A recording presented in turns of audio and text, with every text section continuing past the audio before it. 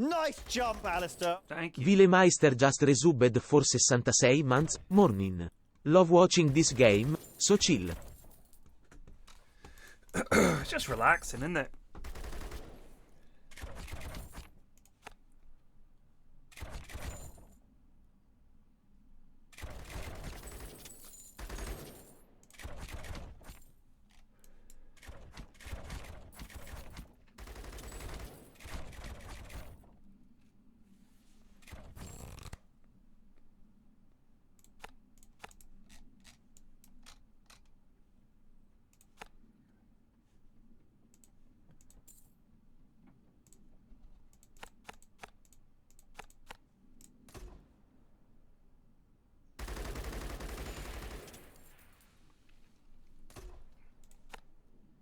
Nice jump, Alistair. Badotter TV just resubbed for 3 months. Rust RP this year was cool. Licked it. Good job. I'm glad you licked it. Glad you licked it. Apparently there's a new Games Night video. Can Pyrion infiltrate the secret German base? That's the wrong way around. It's Lewis that's infiltrating the secret German base. I will tell them.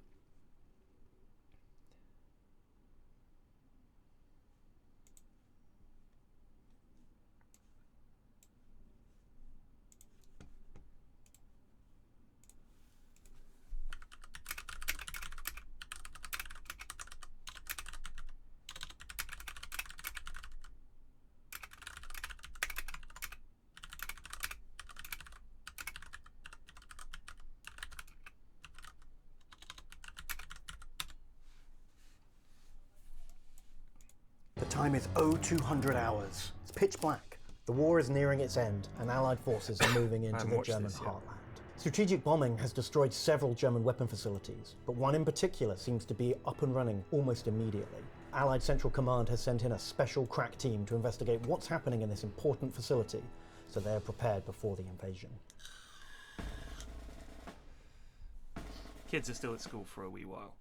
So we're using the 0200 hours rules, a skirmish game for missions at night. Lewis, you've got the SAS Commando team. How are you feeling? It's 0200 hours. Pitch dark. An SAS crack team. Special Air Service soldiers, led by a Scotsman, a Highland Major, and his friend, Captain Price, are infiltrating this facility. We've also got a couple of demo men, armed with satchel charges to blow up anything they find. A sniper, Ghost. Ghost. Codename Ghost. And a fella with a cup of tea. Everyone will play their role as we try to defeat PFlax's dastardly Germans. My dastardly Germans know you are coming, not sure when or from which direction, but we are very carefully patrolling our secret base. You saw the Bald Commandant. Yeah! And I like to think this is the Bald Brotherhood origin. Absolutely. This is where it all started, on the fields of Westphalia. The Bold Brotherhood was born. Actually, that doesn't sound good. I don't want the Bold Brotherhood to be associated with Nazi Germany.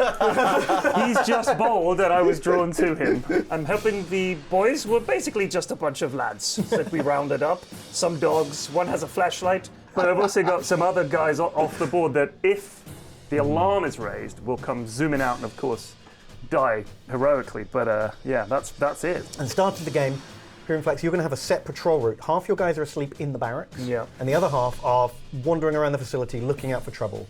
But no one ever usually comes by. No one usually comes. We've got a pretty fixed route. I felt like a well-trained crack team might be able to make a sort of move on us, take advantage of our fixed patrol routes, but we'll see. We shall see.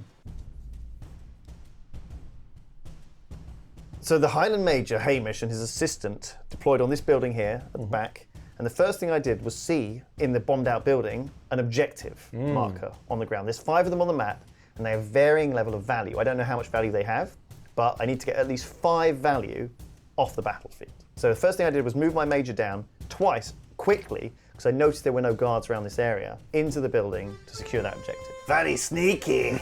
I hope the Scottish viewers really enjoy this one. I know I am. Is this Captain Major Shrek? Aye. Donkey! Is that what we're going to call T-Boy? T-Boy is donkey. Donkey, keep up, donkey. Keep up, donkey! Meanwhile, my lads, on patrol, very efficient, marching in a square around the middle of the map. My commandant, for some reason, though, just kept going back and forth, just keeping an eye on things, a nice bit of oversight. Good management. So I should point out at this point, most of your forces either have to follow their strict patrol route or move almost randomly. Yeah.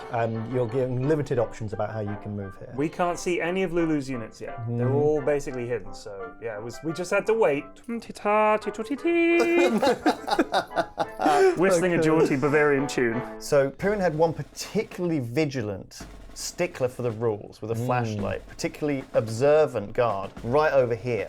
So I moved my demoman up behind him because they can only see in front of them.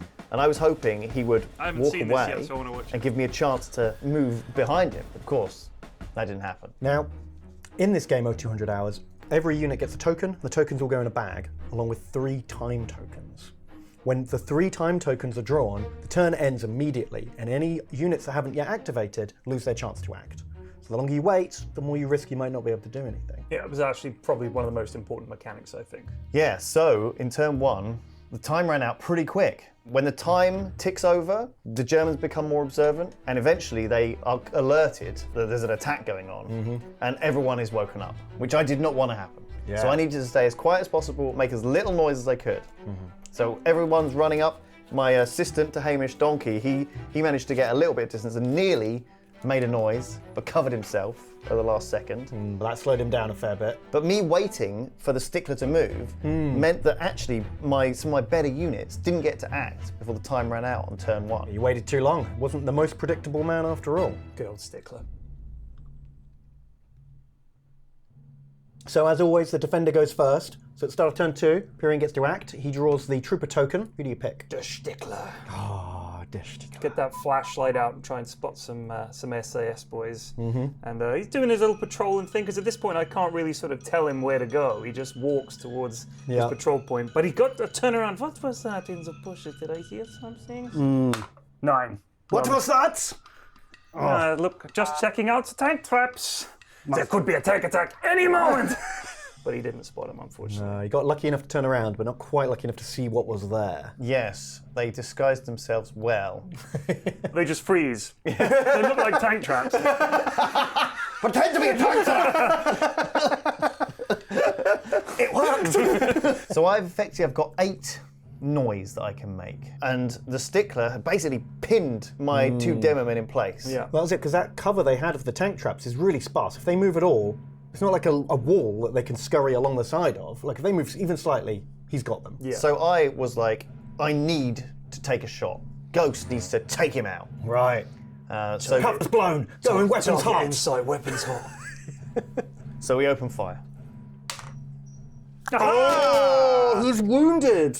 The worst possible outcome. Yeah, you'd have been better off missing him than winging him. The worst possible outcome. And Stickler so hates being shot. He made sure everybody knew about it. that was so frustrating, because suddenly I leapt up 1 for the shot, 3 for him crying out, Yeah. and I was on like 7 noise. And you didn't even kill him. And he was still alive.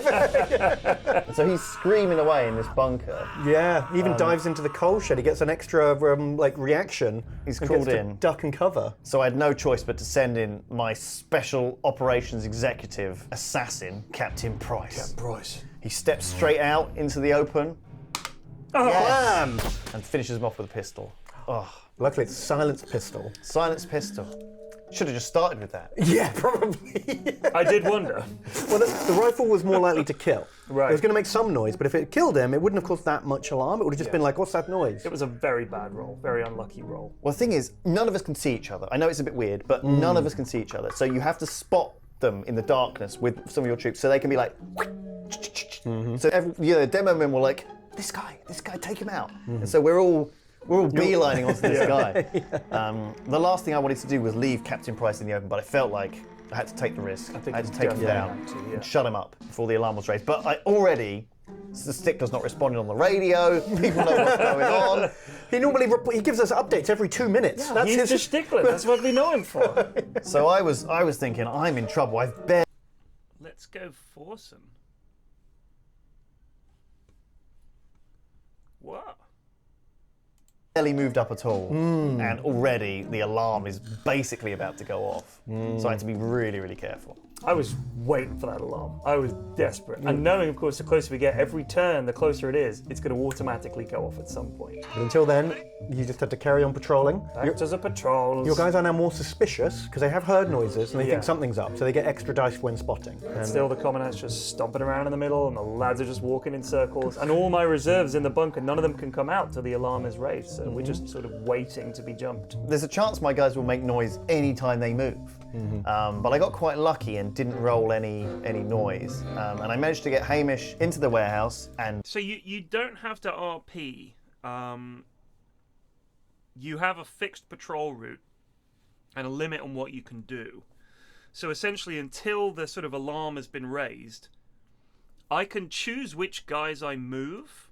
Because sometimes I'm like, oh, if I move this guy, he might come close enough to spot someone. But essentially, it's pretty fixed. Like, you don't really have to RP. You can gamify it a reasonable amount. But remember, you're basically playing like... It's like they're playing against a computer until the alarm has been raised. So you're still moving your lads, and you can still sort of move the lads that are near the enemy. But the routes that you move, you don't have to RP it really. It's very well done. It's a good rule system for this kind of thing. And having a look at the objective in there. When I flipped it over, oh, it's Sub-Zero. Oh, you suddenly put it on the ground in the destroyed building. Of course, we're just that stupid. Where shall we put the important information? Just leave it on the ground. I was very disappointed to find it was a 0. Nil point. What were you even looking at? That's gravel! Not secret Nazi gravel! Just gravel! Turns out the bombed out building didn't have anything valuable in it. No, there was nothing we could learn from the gravel. So at the top of Flames turn of 3, War. Oh, Pyrion's right. lads are still wandering around I can't in a remember what the circle, system's doing called. German stuff, and I've got a little bit more chance. So I'm like, I'm just gonna get my demo man up to this flipping, do a cool move. I'm gonna go on the roof, jump down the van, get the objective right from under his nose, use this time. Well, no one ever also looks not up in bolt stealth action. games, do they? It's the perfect place to be. Exactly. So I triggered my trap card. Blam! Dangerous objective. Careful, might be rigged. Every time you get a time token, which delays your turn, you get a little card as a bonus.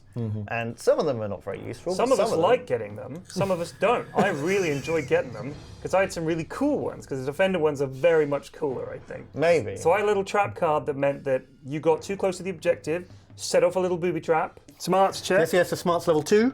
Well, So- that's smart.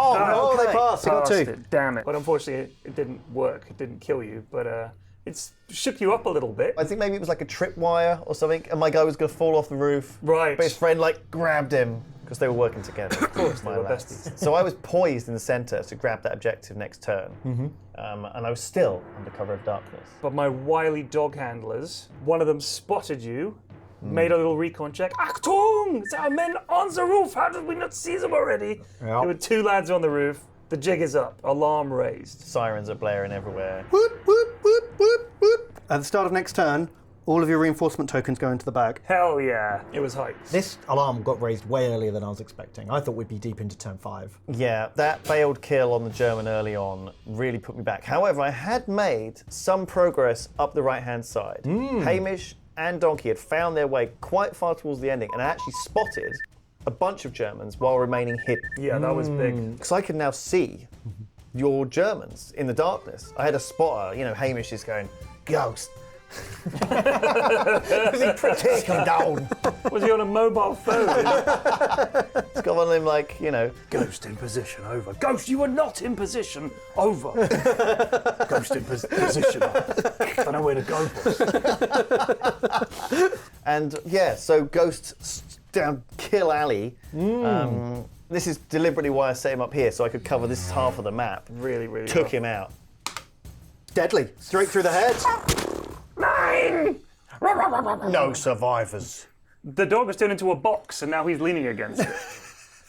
He was just dragging a box around. That's why we didn't spot It wasn't a him. dog after It wasn't a all. dog. It was just a box. No wonder he was so inept. And that was great shooting, because now this dog handler's out of the way. Hamish has got a clear run to the next objective. Yeah, that was my goal really, was to get Hamish, because he's a hero, he gets to move twice. I wanted to get him forward, get these 2 objectives on this hand side, and bring him back. You get up on top of here, you're already on the second objective. There's, 3 other tokens out there? I was starting to sweat. Yeah, you had no lads on this side of the field now with the Not dog yet. handler gone. But it was next to the bunker, so I was thinking, all right, next turn we've got to come out. But because I hadn't spotted him, we can't even run towards him. We have to go towards what we've seen, which is just these 2 putzes on the roof. These guys on the roof were the only guys you could see. You were forced to move towards them. Yeah, as far as your lads know, they're the only guys here. That's it. It's the only party in town. So spotting these British SAS lads on the roof, my SMG lads gave them a quick burst, but to no avail. Oh, it's close. It was close. I had to roll 1s to save them both, and I did.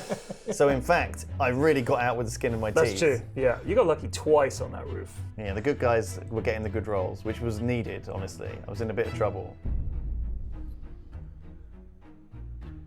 So turn 4, the Brits were all over Do you. we ever have to redo them because the game winds up being too one-sided? Hang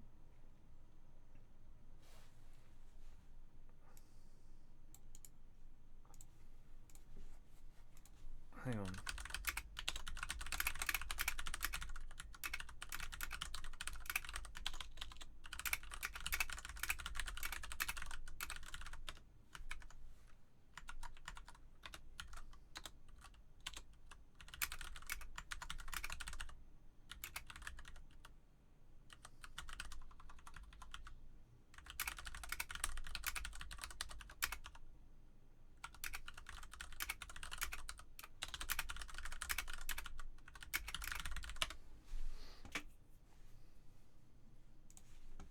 You. It was a fantastic turn. Do we Started ever- off with the 2... So we don't have to redo it. Ben's very good at balancing the games. And like, he DMs it. Remember, we've got a DM. So if it's swinging, if he thinks, ah, shit, this is swinging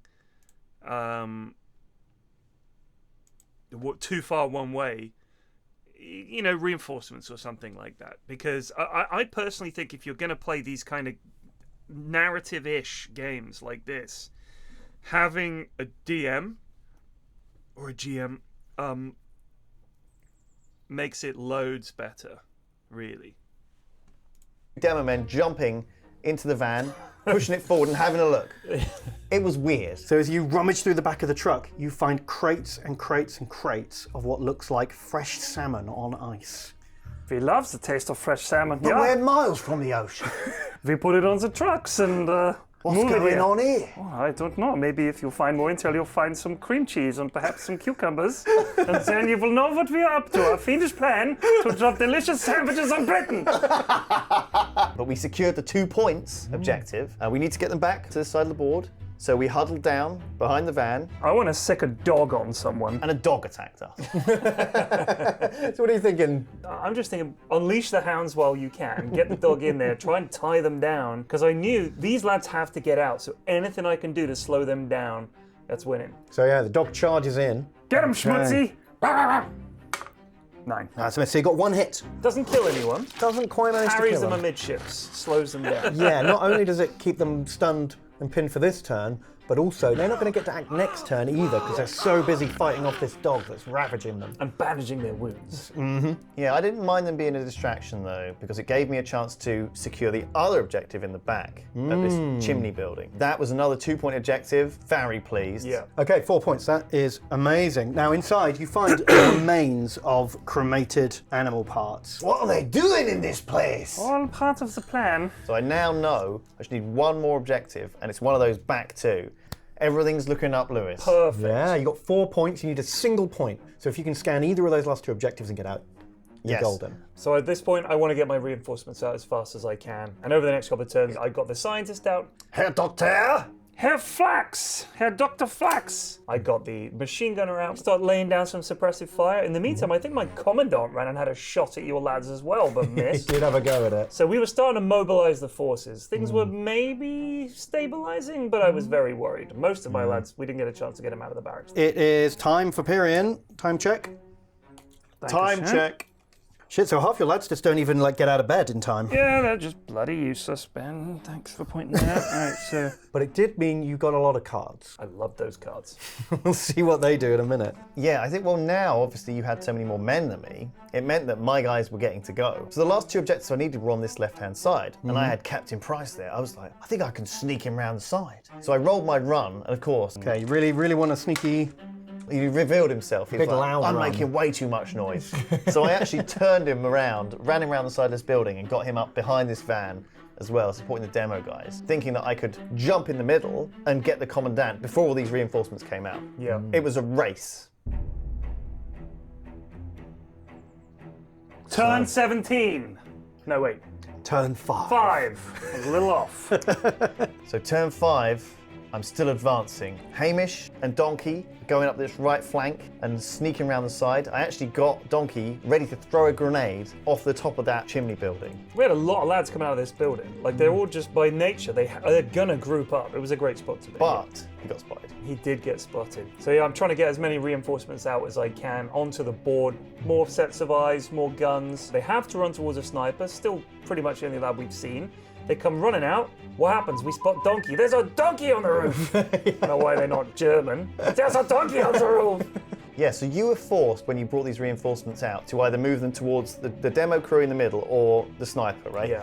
And I thought you weren't going to go in Sniper Alley. But I deliberately wasted a turn of him thinking that you weren't going in there. And as soon as you put troops in there, I was delighted. Ghost was waiting the whole of last turn for someone to come into range. Finally, some action. So I instantly opened up, sniped that squad that the reinforcements that had just come out, took one of them out, Yeah. the other one surrendered. Hans is down! Oh, there's a sniper! So his mate said, bang! And he's like, I surrender! I surrender without question! Please! So now there's 2 bodies and a surrendered person in Death Alley, but actually that gave you the ability to pour more guys into it. So now I've got my scientist to bring out his Borin-basso gas mask trattino guy. basso ur Scientist just resubbed throws for a 10 months. cocktail We of rewatching acidic moments. chemicals towards Donkey, but of course he misses. He's got a weak scientist's arm. Too much time pushing pencils. Yeah. Yeah, so he missed. But I was really worried about Donkey because I guess Wait. there's unlimited grenades. He There's bought no tons. notifications. He's just going to be chucking Mills one bombs for all day. everyone. Did you guys get a notification when the stream went live? I feel like it's not working.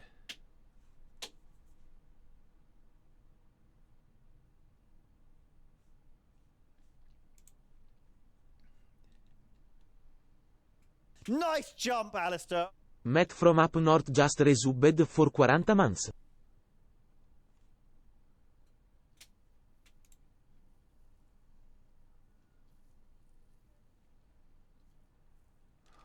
Weird. So some people did, some people didn't. It's not going to Discord. That's kind of weird. I wonder why. Because it did it. Did it do it yesterday? Sorry, I'm just going to be really boring and check something.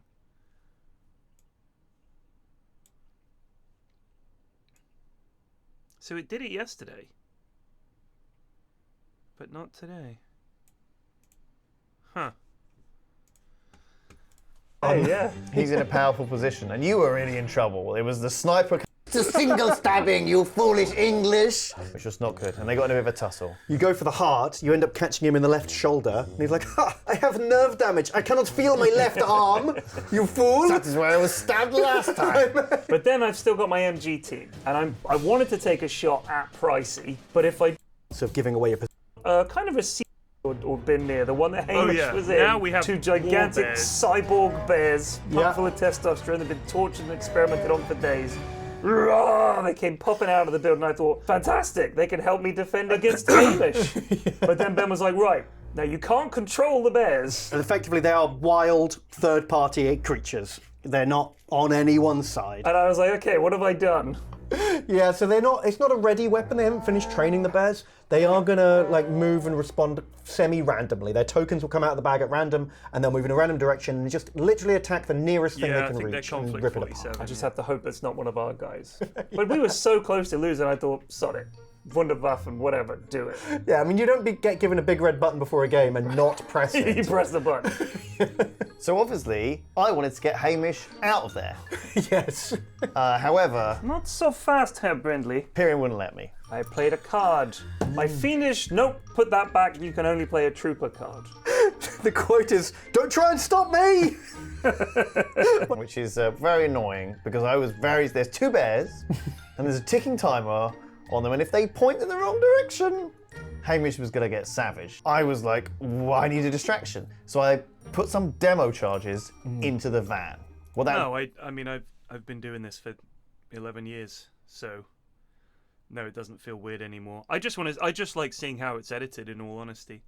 And I mean, this was months ago we recorded this, so I've kind of forgotten some of what happened, you know. it does is that causes a big smoke and it puts a couple of your guys undercover again so they can sneak around. However, Not so fast, Herr Brindley. as I was trying to rig the charges, A fiendish plan of ours was to make them faulty, so you were going to not be able to place them.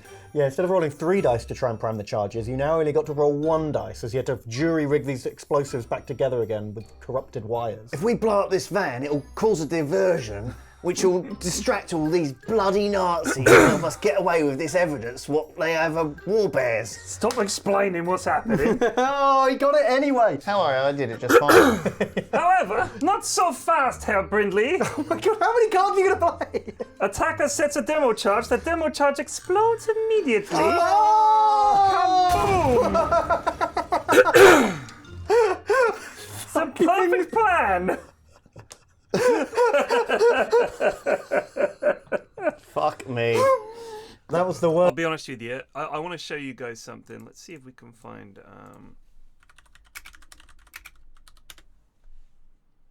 So this is somebody else, and I'm not having a pop at anybody else's after action reports. But if you watch the general style. So this is the first time that I've ever done something like this where I've just kind of done the pre-deployment, and my opponent, Kevin, has agreed. We like this game because we like the stories that it tells. We like the narrative. Hedgerow, and there is a squad of Waffen SS, or It's just like veterans. hardly that any are, editing, right? Taking up a position there. They've got dual I mean, this guy's just using the audio on the camera or whatever. MGs, as you can see. So it's like almost always just one lingering shot. We've got an an M4 half track, M4A1. I mean, his models and everything is fantastic, but Took some fire from this squad that jumped out from the tree line. it's like shots like ended this. up It's over just here, and they fired down the road and took some or gave them some casualties. The scout car also pulled up into a position where it could fire at those. This is a lot of these AARs are like this, because it's not a big thing, you know. So let me see if we can find another one. All right, a bit of bolt action here on, what is it, December 27th? And one dude is a command. Points, but we are coming, are we deploying from the short edges? Or?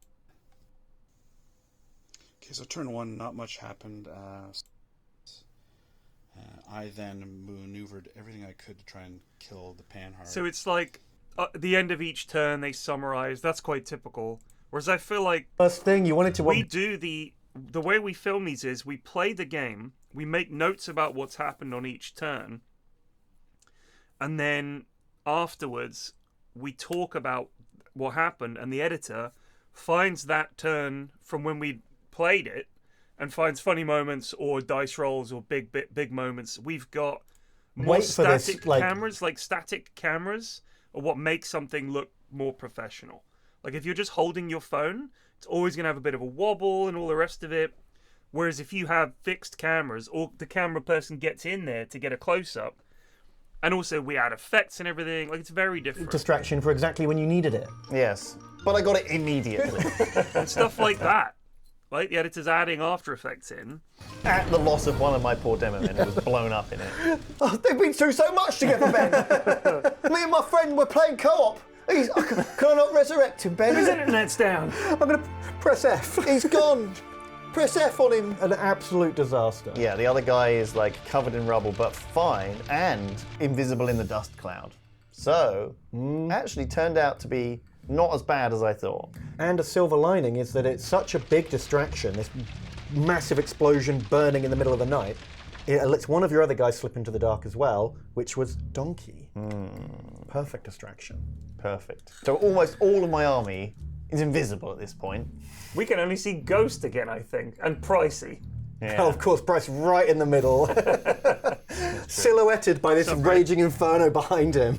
So now, obviously, the bears are loose, the secret is out of the bag, but these bears are not best pleased. And one of them spots the person responsible for all this mistreatment. Any chevrons at all will be a death. Really? He's double dead. The bear rips limb from limb, and Herr Commandant I like to screaming. think, Ben, the Commandant would spend his spare time teasing the bears. And as a result, this is a justified bear revenge. Let's look for a stick to ruffle their cages with. Stupid little bears! Ding, ding, ding, ding, ding! Running up and down the cages. Oh, I'm a big scary bear. Oh, 9-9. I'm the Commandant. You do what I say. He got what was coming to him. He did. And he was bold. Who likes bold people? They deserve to have bears sicked on them. All of them. If I'd said that, you'd be cancelling me. Yeah, I'm allowed to say that. I know. The B card. B card. So then my MG team decides to kill Pricey, who's been obnoxious in the middle of the map. So they took a step back and hosed him full of bullets, obliterated him. Yeah, point blank range with a light machine gun. They were very lucky, right? What you could have done instead was run them away from the bear, but no, you just trusted that the bear would not eat them, and you got lucky. The bear just went roar, and didn't eat them. Yes, the other bear was like, rah, nothing. But yeah, these two bears were running rampant in the middle of your army. That was the plan. And you were getting rid of the targets for them. It was not a great move. That's true. By killing the only Brit in the bear area. But I knew we're not going to make... If he runs off or disappears or some assassin shit, we're dead anyway. I may as well kill him while we can. Yeah, you got him. What are you going to do about that, Lewis? Pricey's dead. What now? Well, don't worry.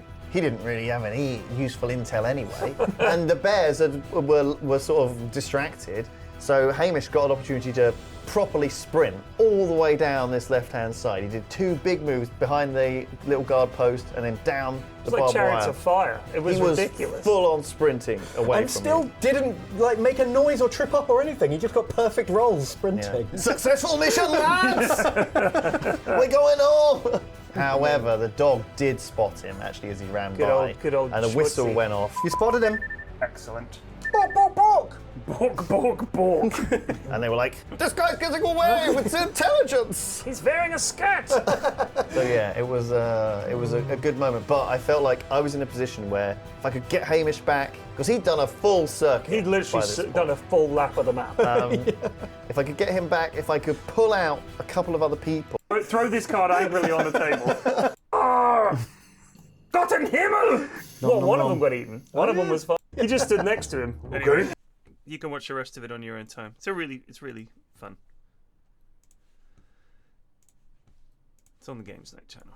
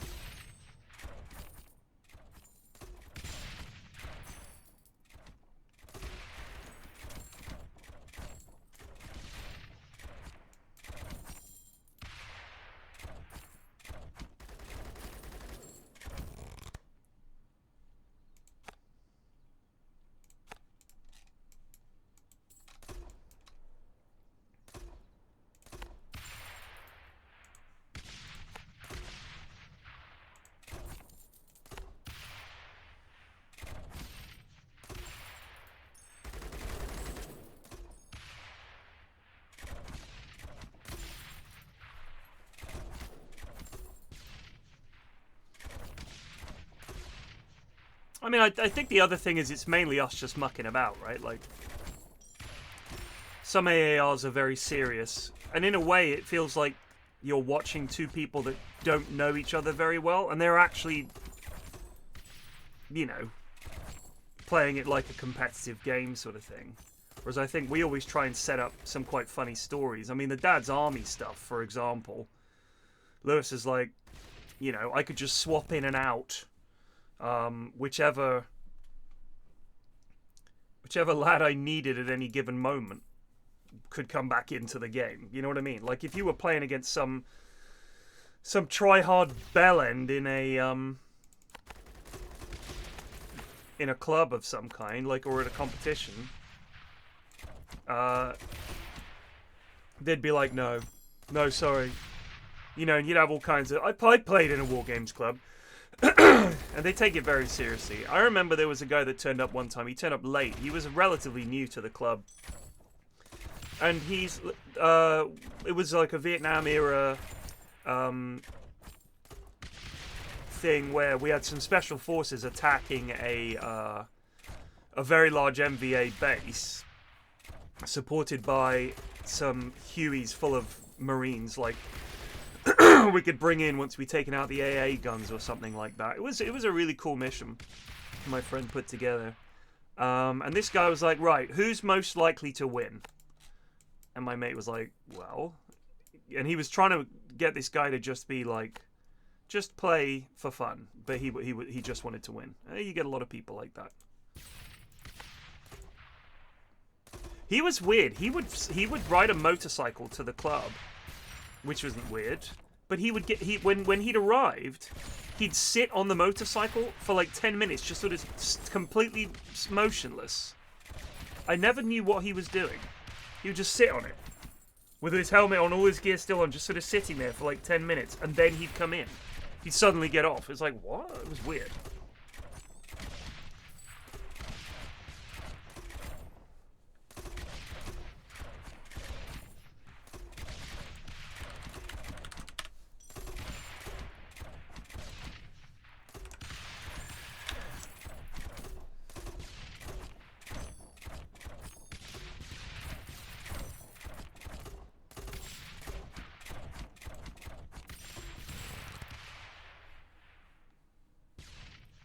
So this was way before people had mobile phones. Mobile phones did not exist.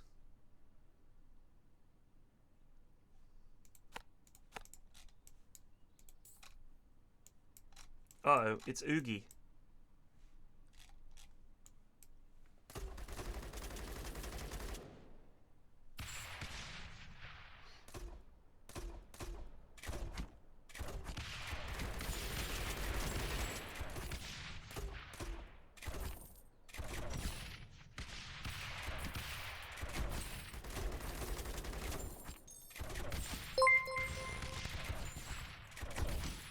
Yogscast rated with 275 viewers. Hello.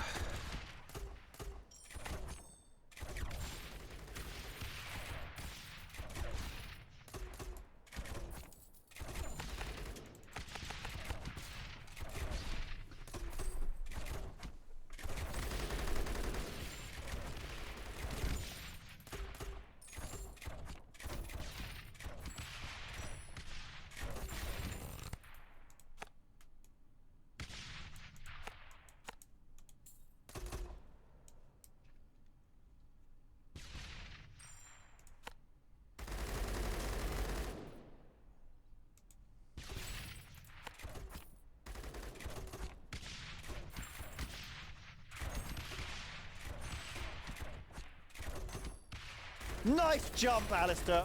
MR-F1SH just resubbed for 20 months. Grazie. See, these lads are a fucking nightmare, the witches, or whatever they're called. They just don't die.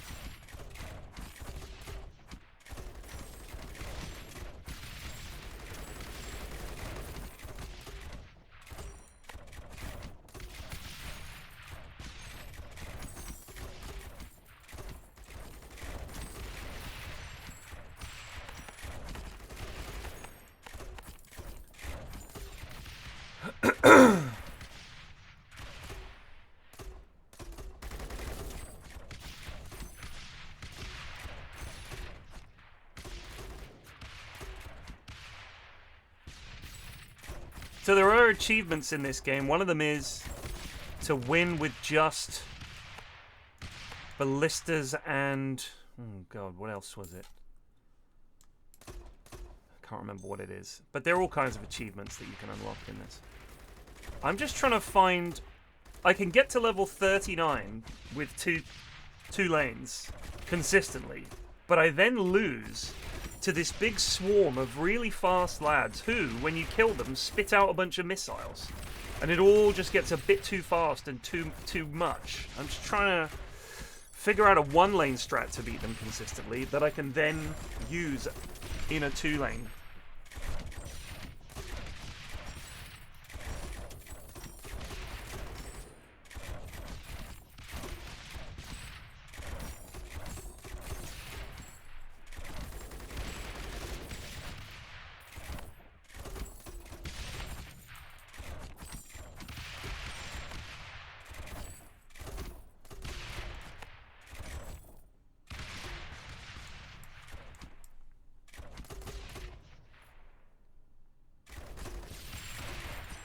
Yeah, I think 4 is going to be very hard. I think you need a bit of luck with the path, because essentially the ideal scenario is when you run 2 path, right? Is that because so you click on these expand, you have to expand the tiles from your base. 4 would mean, you know, they're going to be coming from all directions, obviously. 2 lanes, you can sometimes end up with the 2 lanes side by side. You make one really long and keep the other fairly short, and you can just double up because you put all your turrets in the middle, and they'll take out the first wave on the short path, and then by the time the longer wave gets there, all your guns are ready to take them out. But on 4 lanes, I mean, sounds damn near impossible. Some people don't like the biplanes. I think they're really good because they can take out really chunky units way before they get to the dangerous areas.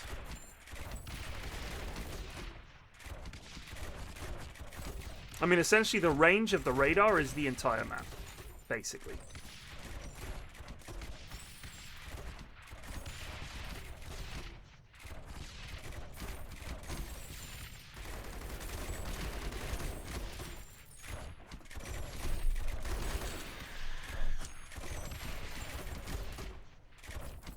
It will kill.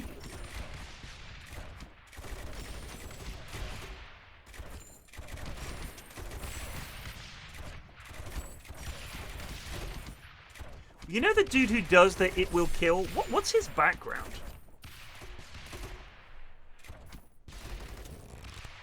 Like, what's his deal? Where'd he come from? Who is he?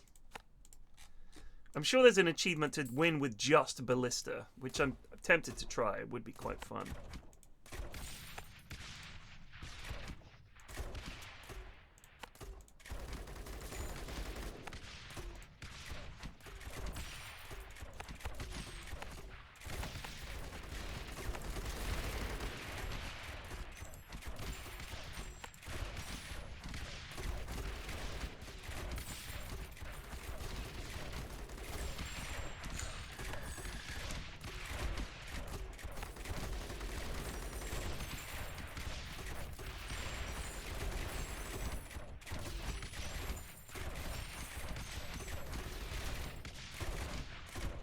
But so, I'm just saying, like, I'm sure he's a weapon master or a forger or a blacksmith or whatever. But essentially, him being the guy, him being the authority on it will kill, and on how to use all these weapons, like, is he ex-military? Is he just a lad who's really interested in this stuff? Is he like a historian? What's the deal? That's all I'm asking. All I'm asking.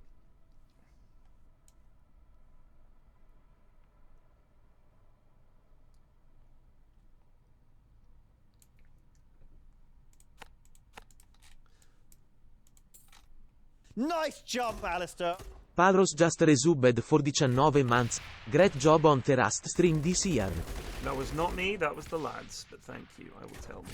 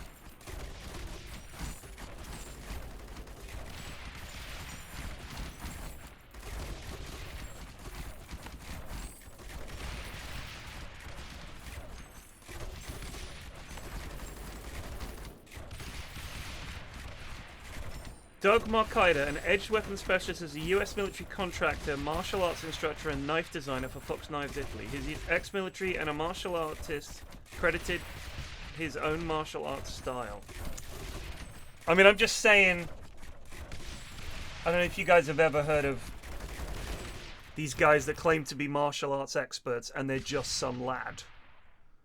I'm not saying that's him. I'm not having a pop at the lad. I'm just saying, whenever anyone is credited as an expert, I'd like some idea of what their credibility is. It's just interesting to me.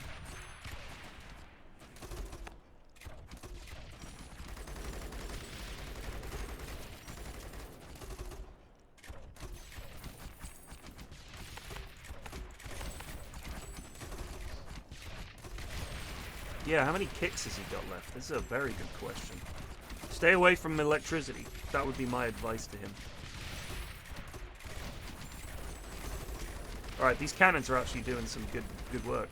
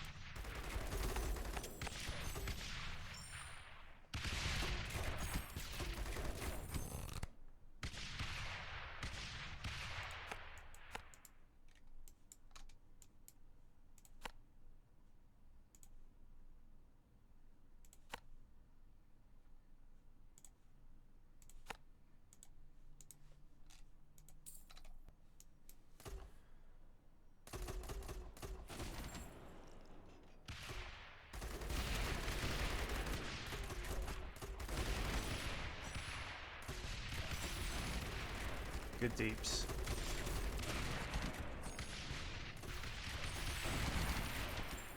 Oh my god, dude, the Cumtown Steven Seagal thing, I don't often say this, I was actually crying with laughter. It was so fucking funny. Like, that was just one of the funniest fucking things.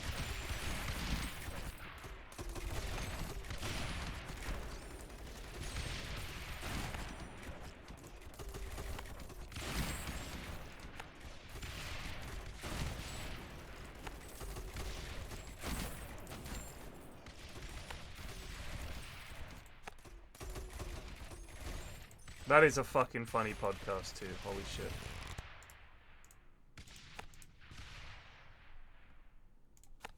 I found landmines to be heckin' useless. They feel like they're gonna be good. But the issue is, the fastest, shittiest little units are always the ones that are gonna run ahead and set them off. And then you're kind of stuck in this situation where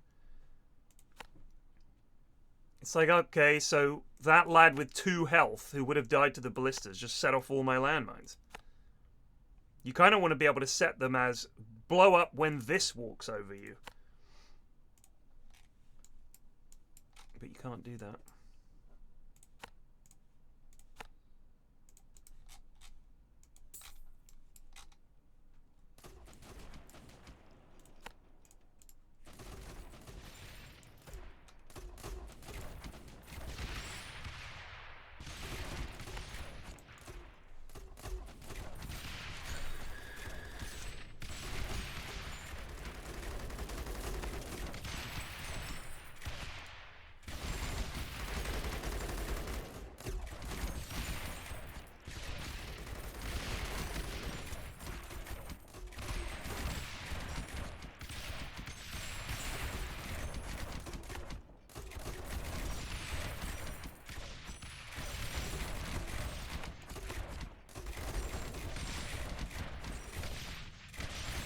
Yeah, so, like I said, you put the landmines really far back, and then it's like, they're okay. Like, I found that they were decent against the missiles, because the missiles come steaming through and hopefully blow up on the landmines. But sometimes it just doesn't seem to hurt. Get Ugi von Ugovic!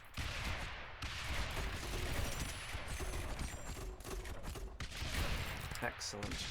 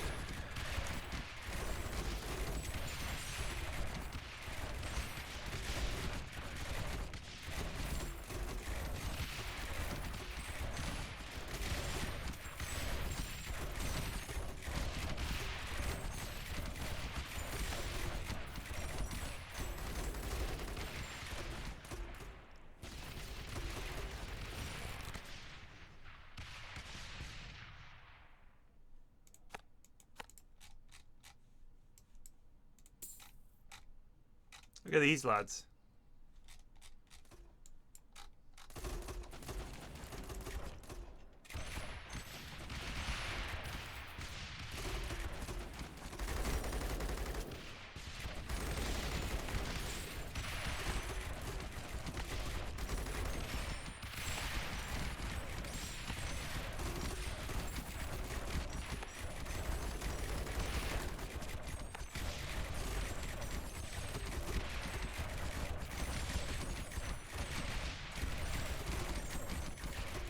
See, this is a fucking issue.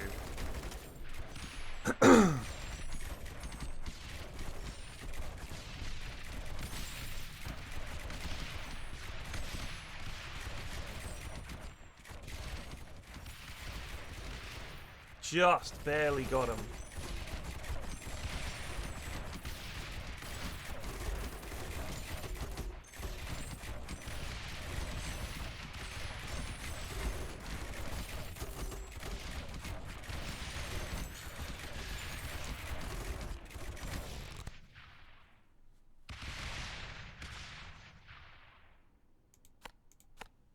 So I think we need to set some priorities.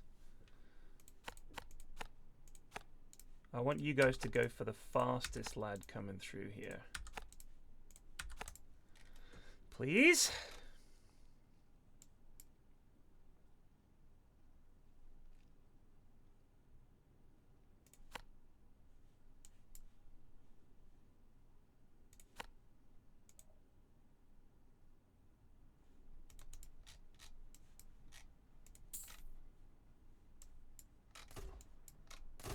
Big wheel!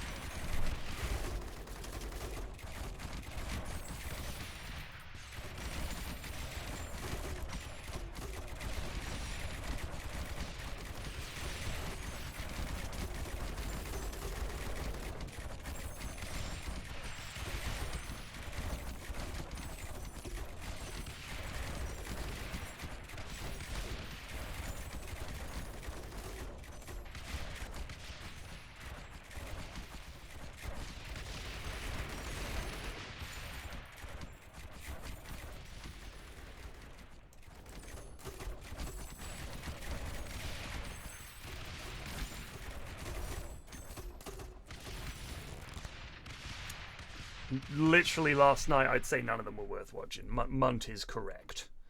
It was a pretty mediocre night of games. Not great. Not great.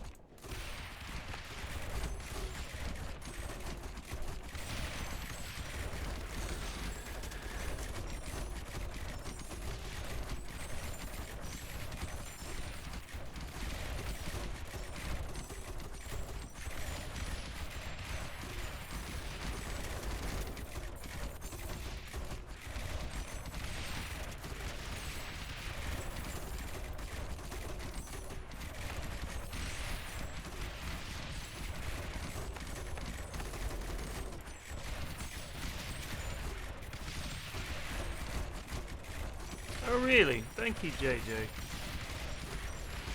JJ Pizzle.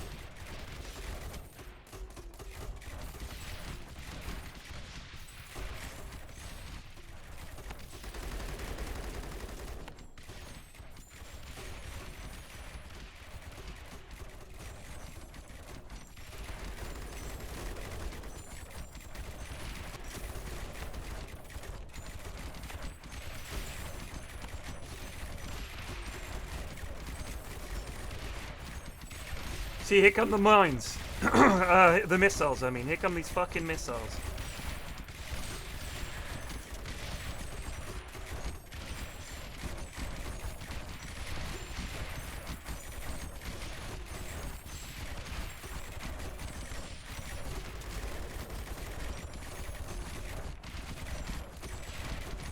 Nice jump, Alistair. Jäger-basso and just resubbed for 11 months. We're fucked!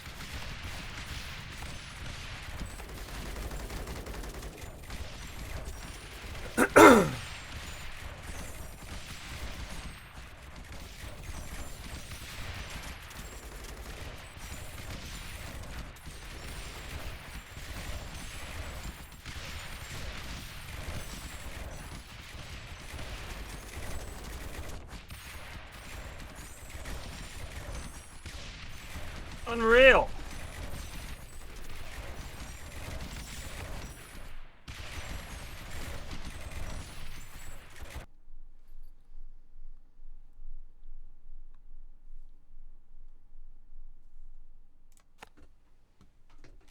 This is awful, by the way. There's no scroll. You have to scroll like you're looking at a map.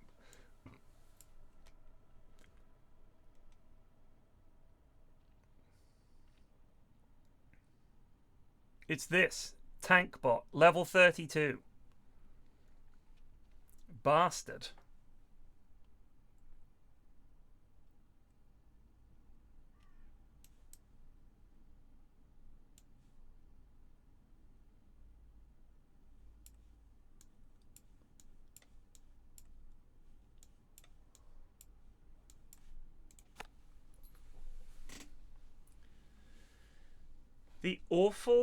The UI and awful meta progression. What does that mean? Awful meta progression. You're going to have to explain that one to me. So double defense is really hard. Inconsequential but necessary gibberish.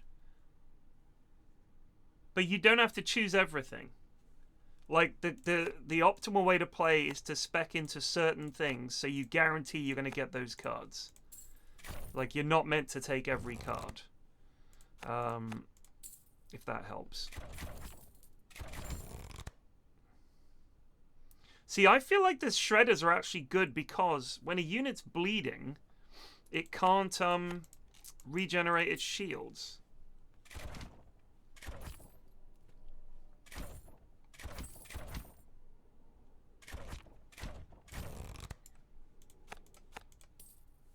This is a no. We need it to turn. We need them to be parallel, or I can't do it. We'll just keep going until we get a good start. Oh, by the way, my boiler's fucked. Great, isn't it?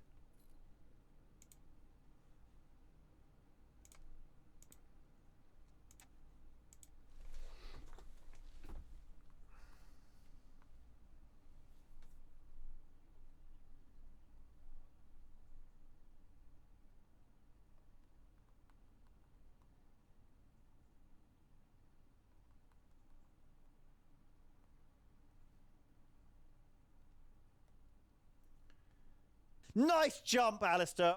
Zarok just resubbed for 51 months. Small drop into the boiler fund. Thank you. It's really fucking annoying. It's not the cost of it, because I don't think it's going to be that bad. It's a relatively new boiler. It's obviously just a part or something. It's the timing. It's the timing. The timing sucks. How the fuck am I meant to... Like... It's just a disaster.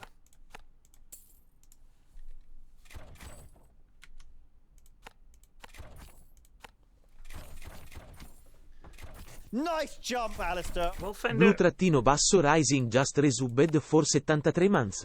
I'm not going to say anything about what's wrong with it or what's broken. I hope you understand, because I already know what will happen. People will start giving me suggestions for what it might be and how to fix it and have you tried this and have you tried that, and I have no interest in that conversation. So it's broken. That's all you need to know.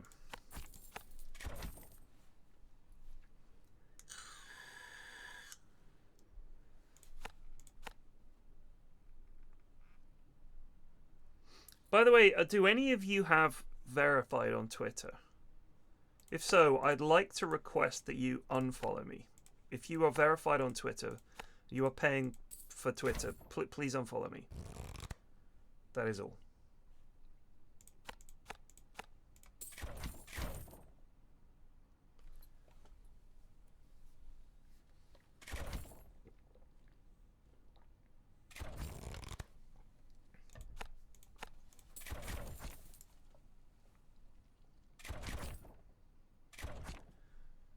Unless you're a business of some kind and, you know, you've had to get it, I don't want the Twitter verified crowd anywhere near me.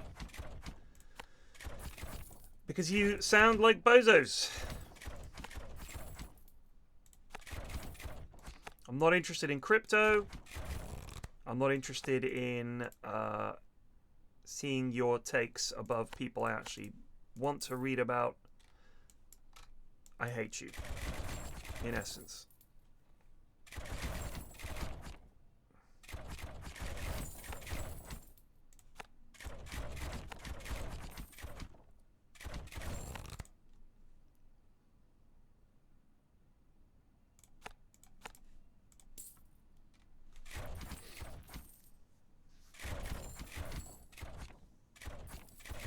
There are very few huge-titted cosplayers that I follow on Twitter. I preserve that mainly for Instagram.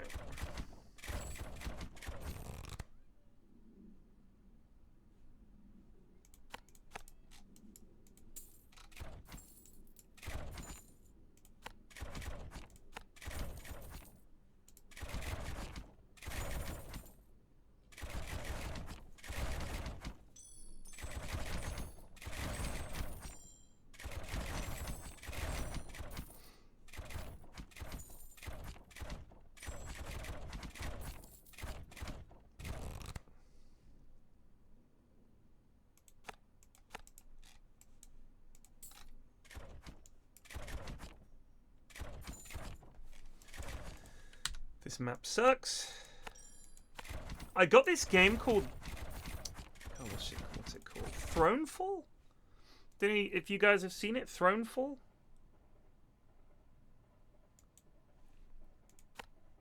It's okay.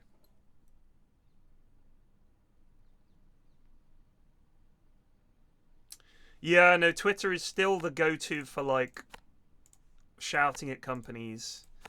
I think it's still as a like the basic of the basic usage of the platform is still like this is you know, you can see some glimpses of what it was, but it's just so depressing to think how shit it's become in such a short space of time. And it's not like people stopped using it because they moved on to something else, which is normally you would think, oh, it just fell out of fashion, like MySpace or something. This is just awful. It's just become awful. And it's not like people are leaving just because of Elon Musk. Like, it's not like they're like, oh, I don't like Elon Musk, so I'm leaving Twitter. Because people are lazy. I mean, the platform itself is not, it's not shit. It's so shit that I'm just going to quit because I'm like, oh, I don't fuck Elon Musk. It's like, I don't like the guy, but if I don't have to read about him on the fucking on Twitter, I just don't read his tweets. But instead, it's just fuck the entire thing. Like, if you don't realize, if you don't know how it's fucked it, it's the promotion of dog shit messages based on the fact that you are verified has made it unusable. Oh, fuck Mastodon, man. I'm not getting fucking Mastodon. Like, for example, somebody posts a really dog shit take, and in the past, you would click on that take thinking, oh dear, people are going to have something to say about this, and there'll be all people that you follow talking about that, pointing out what's wrong with what they've said, fact-checking them, mocking them, this you bro, you know, and posting some other terrible take that contradicts what they're saying. Like, you could get called out on Twitter quite effectively. And now it's like, no. The morons who pay to have a blue check mark, they should have their posts sorted to the top. Where it defeats the entire purpose of having likes. Because now it's not the most liked and most relevant shit that's sorted to the top. It's the biggest douchebags.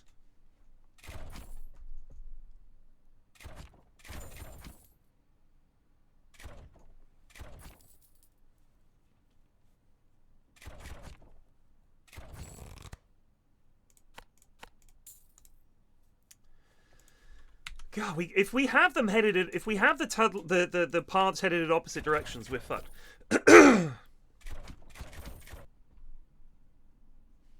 Yeah, if you block him, there are definitely people I've blocked that it auto unblocks for some reason.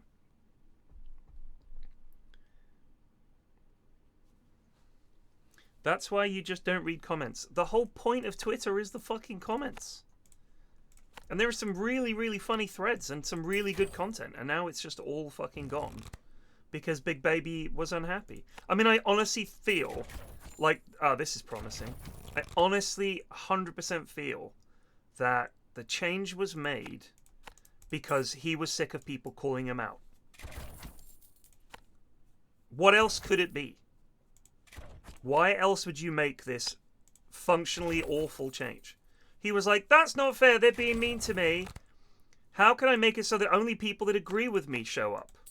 And so he added this feature where you pay, and then he added a feature, he changed it so that people that pay get their shit sorted to the top. Like, he just couldn't stand being called out.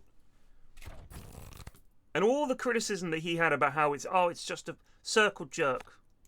Well, you've literally constructed a circle jerk in an official sense. It is now officially a circle jerk. But because it's a Elon Musk, a pro-Musk circle jerk, he's all about it. It's pathetic.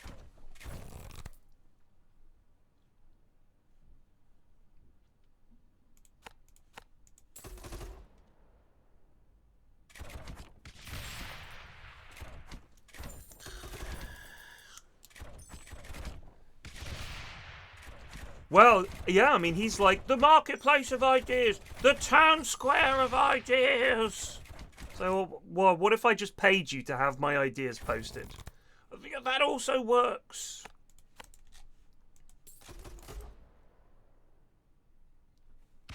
Pathetic.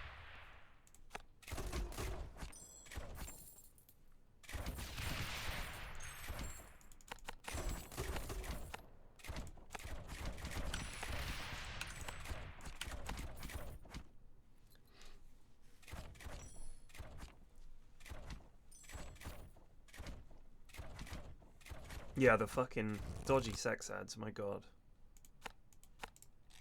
It's just fucking abysmal, isn't it?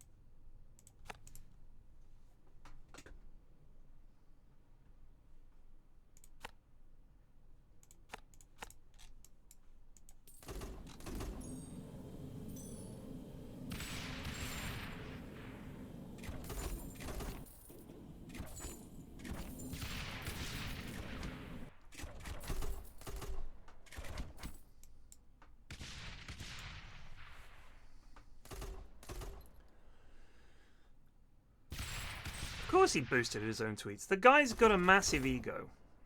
Like all of these super rich billionaire types, they think, well, I must be well worth. I must be incredibly smart and funny and clever and worth listening to.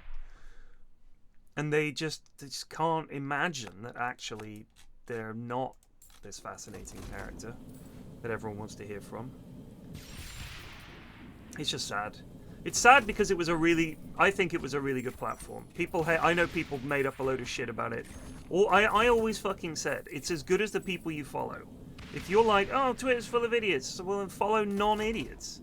The problem is now, you can't avoid the idiots. There's no fucking way to avoid the idiots. It's like non-stop idiots.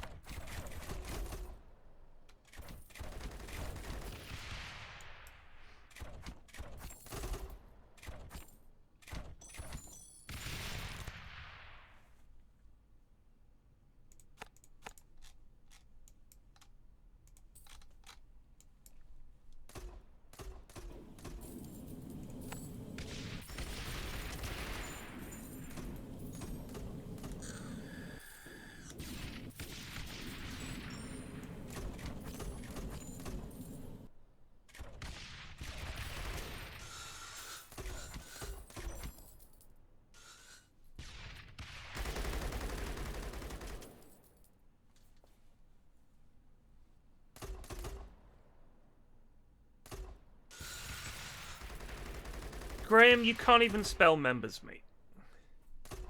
Your data is going to get scraped by AI anyway. Not much you can do to stop at this point. Whatever. I think it's all just kind of gone to shit, isn't it?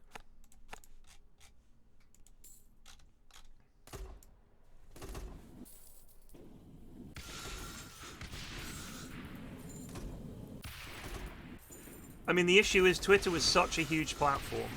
It's going to take a while for anything to take over from it. I mean, the thing is, when Twitter first came out, it wasn't like it was fucking everywhere instantly. It took a good few years for it to really pick up and peak. And, I mean, you know, whatever's going to come next, just need to give it a similar sort of bit of time, really.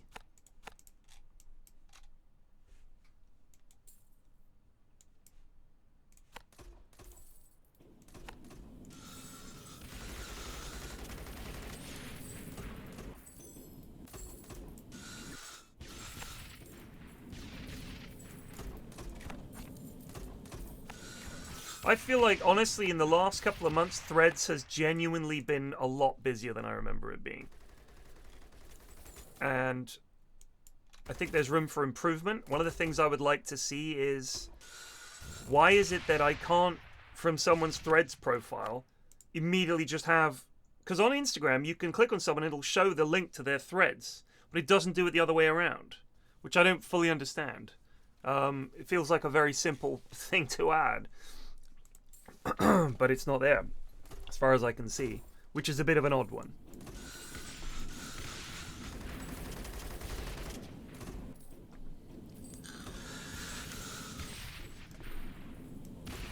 A blockchain is apparently useful, I've been assured by quite a few people who are cleverer than me. I don't know if it's actually true, but that's what I've been told.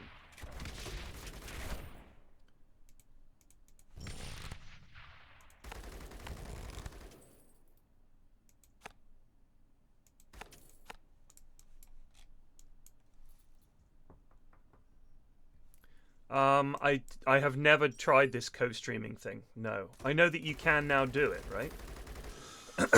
But I mean, I don't quite understand how it would work.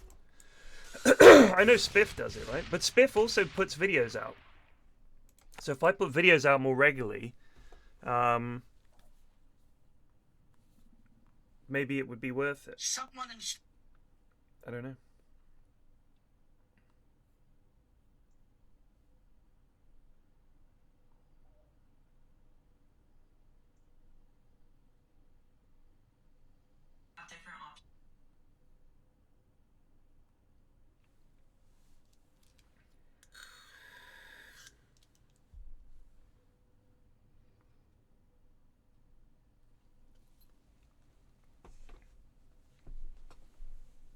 The stuff blockchains are useful for are mega boring and dull. It's like getting hyped about fax machines.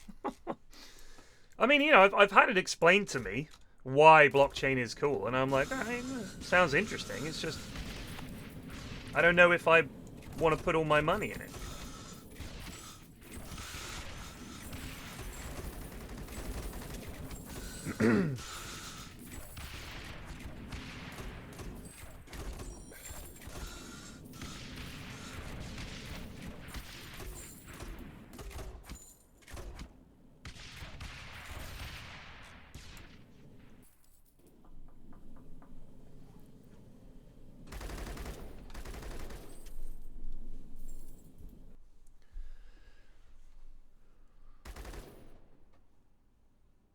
What are we talking about, Lemon?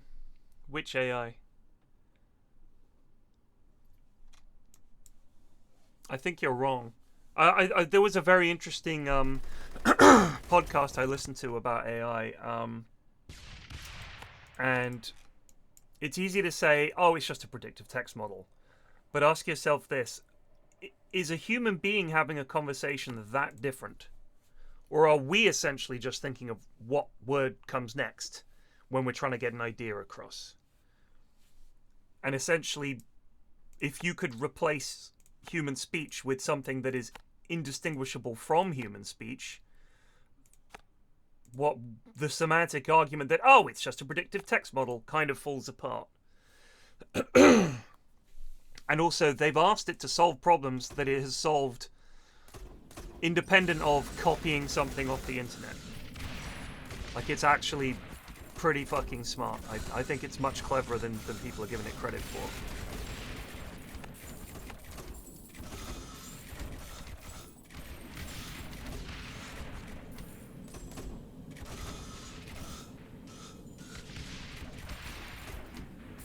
All of these chat GPTs and all of it, I think to say they're just, oh, it's just an X, I think is kind of missing a big detail.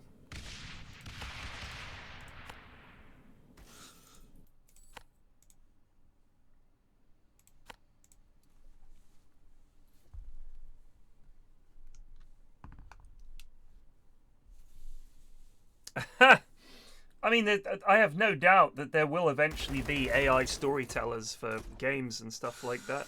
I would like it if someone, like, when they make Civ... I was wondering this for fucking ages, right? You've got all these people playing Civ and beating the computer, and the AI that it's been coded with is, like, stuck, right? They never, ever, in any version of Civ that I've ever played, I've never known the AI to respond differently to something. It's like got a way of responding to a situation and playing, and it kind of sticks with that. And wouldn't it be nice if my game, with how I moved, what the AI did, and how it lost, if that information was then sent to some learning algorithm for Civ, just for Civ, that's like, most players do this, and we've been responding like this, and it's losing. What would be a better response? Why aren't they doing it? Why aren't they doing it? And if I've seen some people saying things like, "Oh, it's people wouldn't like to have their data sent to some central hub or something." I'm like, their data is sent to central places and used for all kinds of shit all the time. And this is for something they actually give a shit about.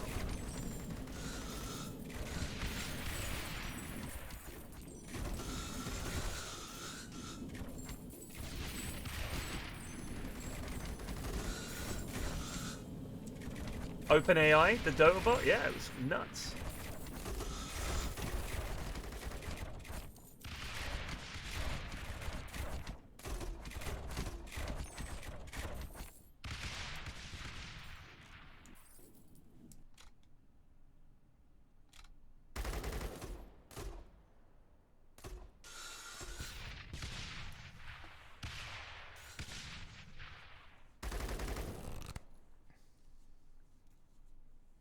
Right, but think about it this way.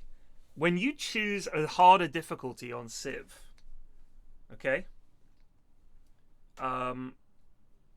The harder difficulty on Civ just gives them benefits, like extra science, extra gold. I would like it if it was like, I want to play against an AI that is reactive and learning. And I want to play against, you know, a sort of half-assed version of that, one that doesn't go too deep. You can do it in chess. The chess is just the engine goes more shallow, right? And I'm sure it's coded to occasionally chuck a blunder in there. Like, the harder difficulties on Civ are just like, the only way we can beat these guys is by literally stacking the start of the game. And even then, it's like the AI will still just fucking sit there making shit units. The number of times I've been in a game of Civ, and I'm like, he hasn't upgraded fucking anything in years. What is he doing? It's bizarre.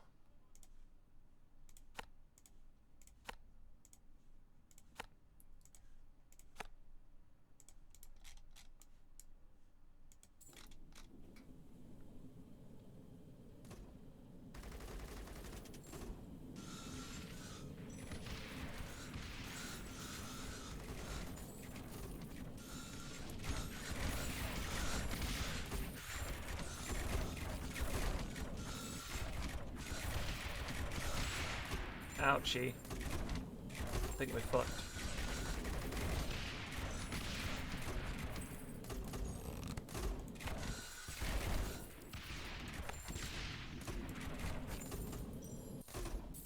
Nice jump, Alistair.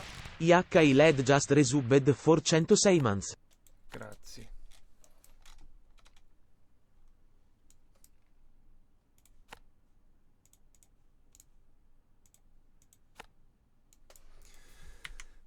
No, this is a bad run. The map is bad.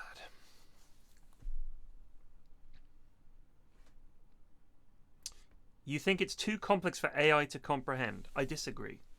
I completely fucking disagree. You are really underestimating AI if you think Civ 6 is too complicated. It should not be. I'm gonna go see if there's any food.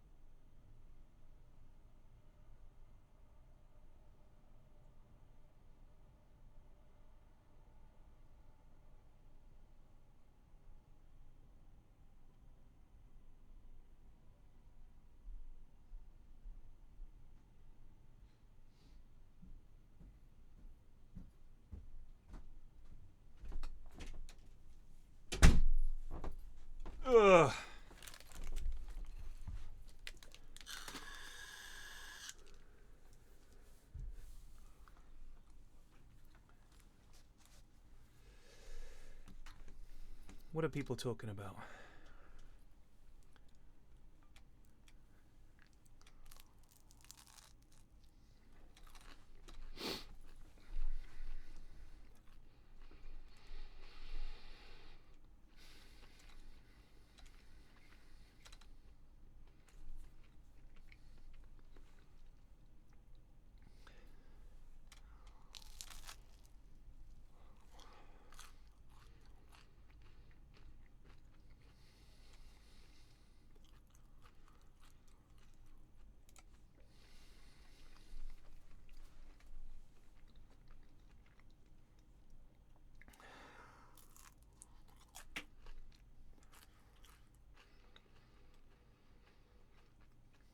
Dissing Starfield. I'm sure someone's streaming it.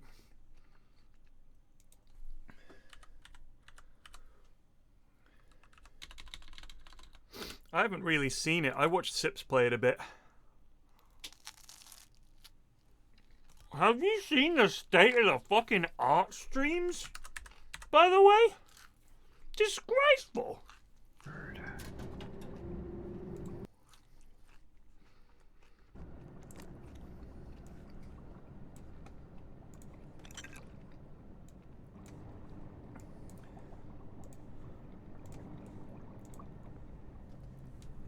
Art. Art.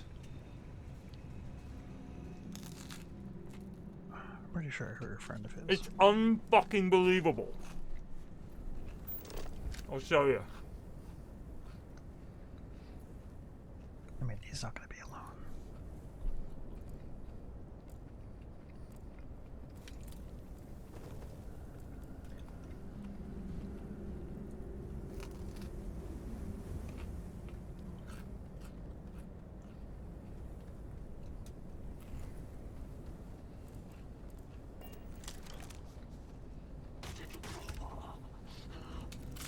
They changed it back, man? Really?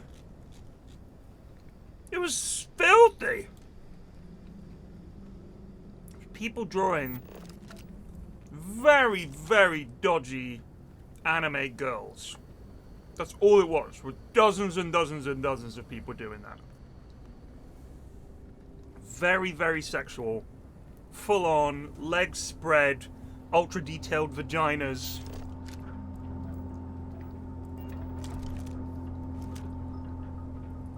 What happened to Twitch, man?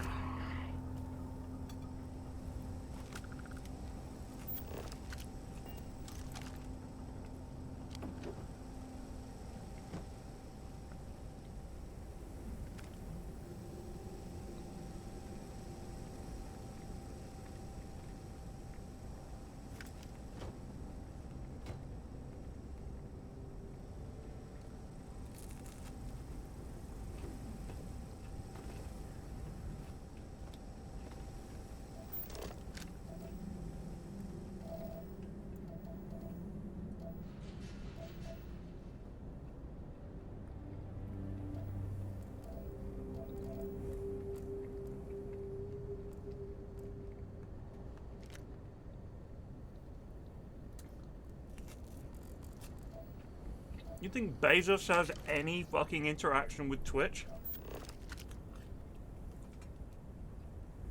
Yeah, guys, I was just watching the art streams on Twitch. Here's how I think we can improve it.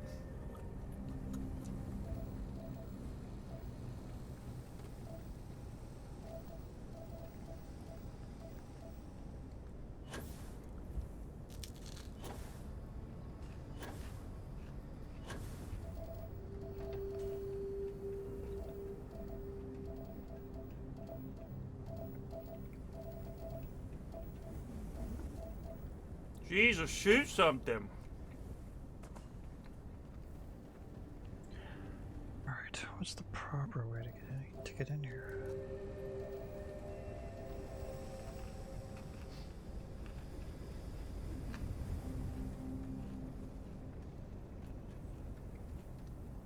I'm not seeing any kind of door.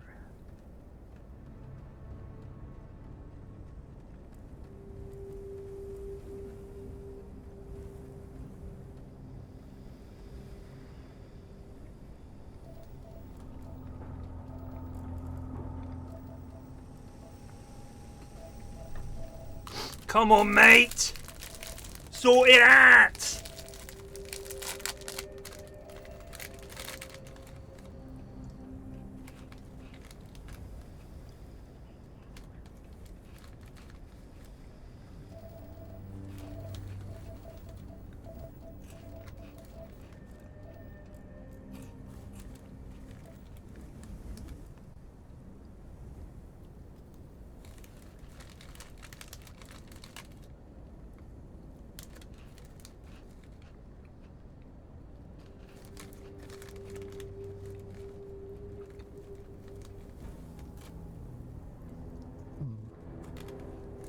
Yeah, we'll take that too.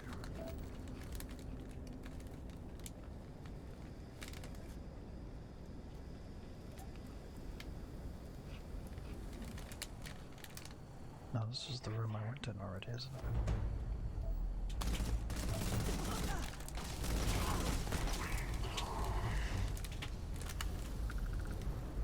No, I guess I was wrong.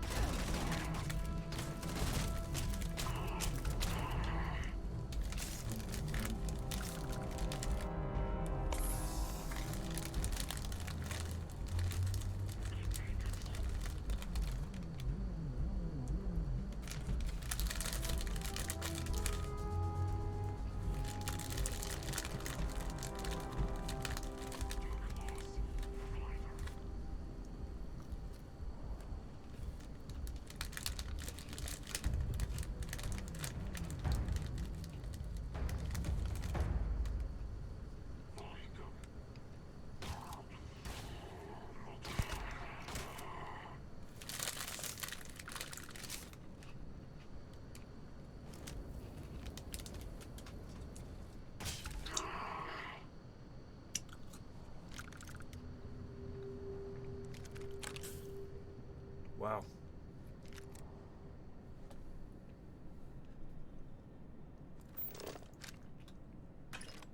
Fucking hell. That was awful.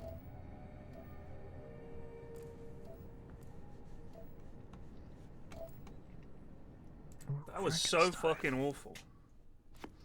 Man, you know what? I've got it and I haven't played it yet. Maybe I should fire that up.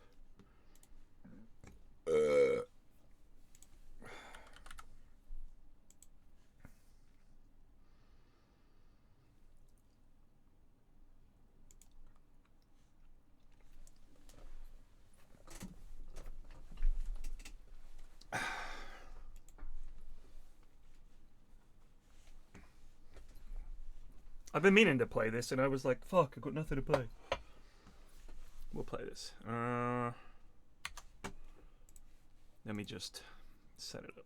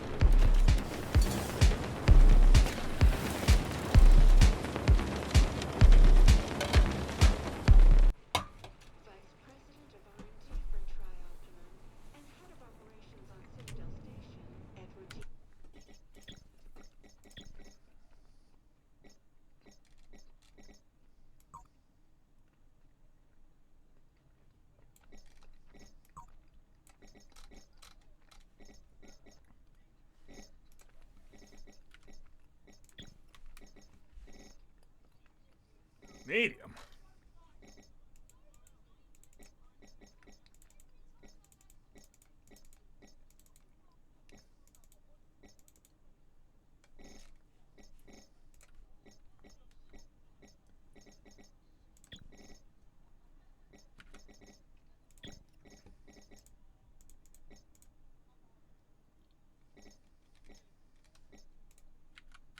Diego commented, "This is a landmark moment in human history.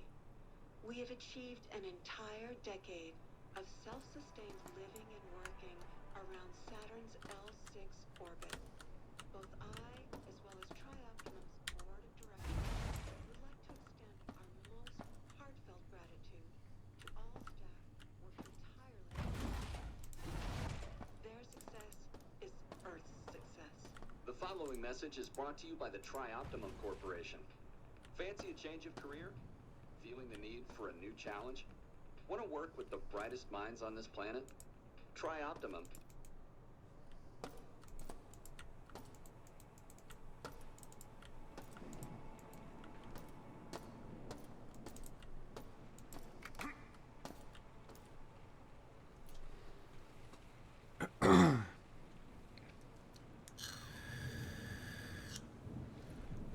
You will not find the VODs.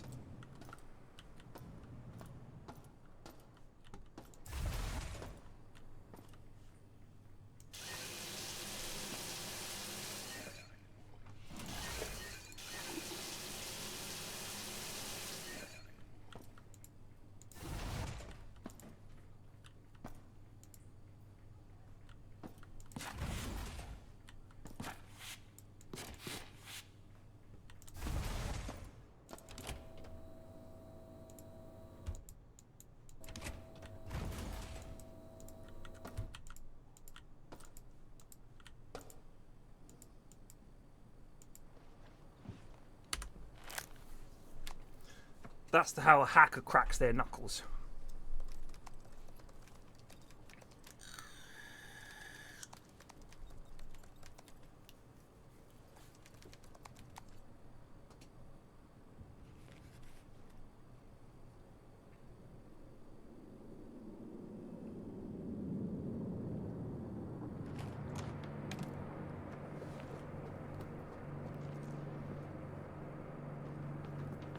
Oh shit.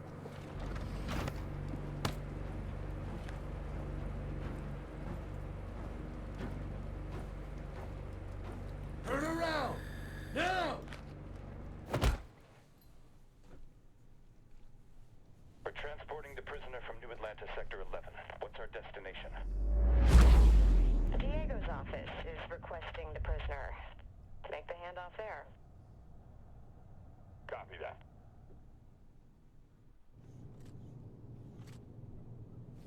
Remember, gentlemen, what I say stays here.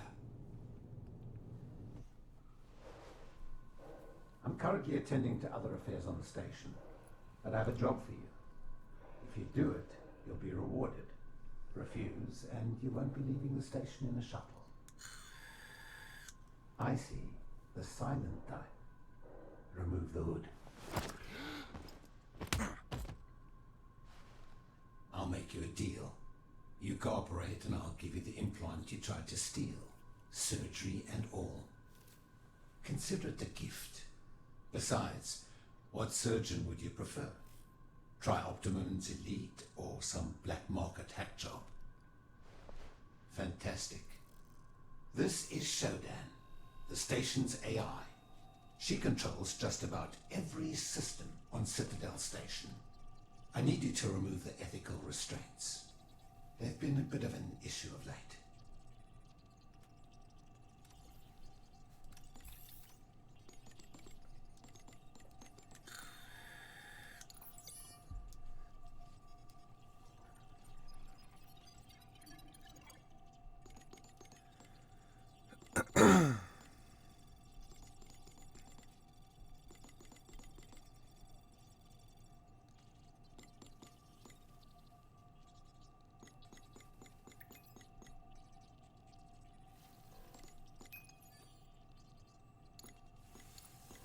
Not bad.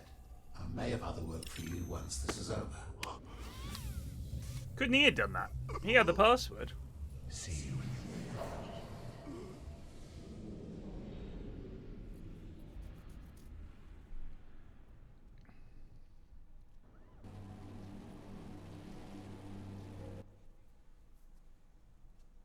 I just used his password.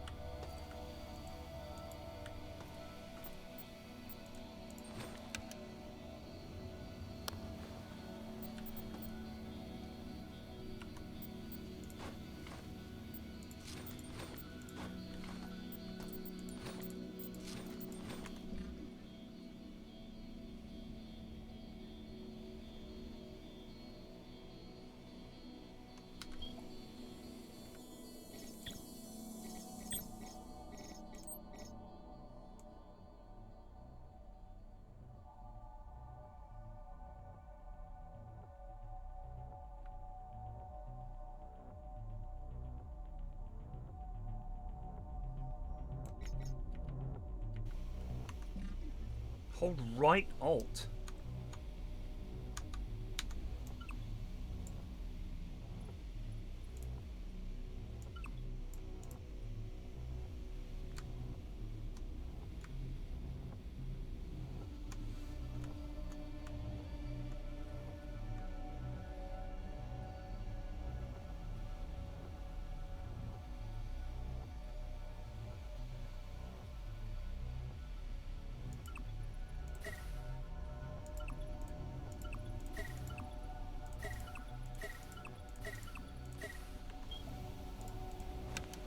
No!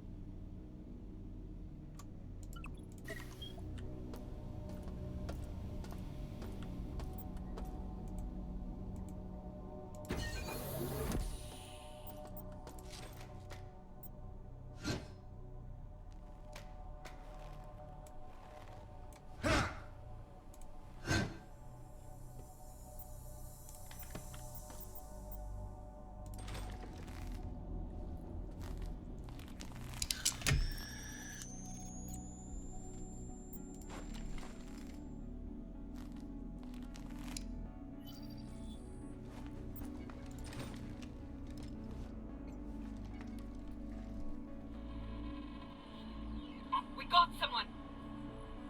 Employee 2-4601. I'm Rebecca Lansing, a counter-terrorism consultant for Tri-Optimum. Here's the situation. Our scans for Citadel Station show a biological outbreak is in progress. We're in a comms blackout since Shodan is unresponsive. And worse yet, the mining laser is charging for a potential strike on Earth. Nathan Darcy has an office on the medical level from Central Hub. If he's alive, he'll bring the situation under control. I'll contact you through military neural implants soon. Lansing out.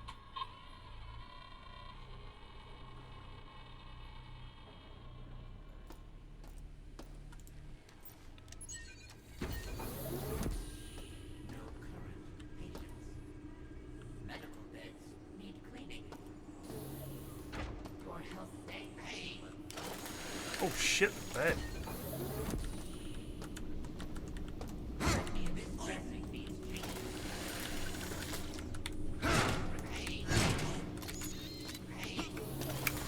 I can't jump over this!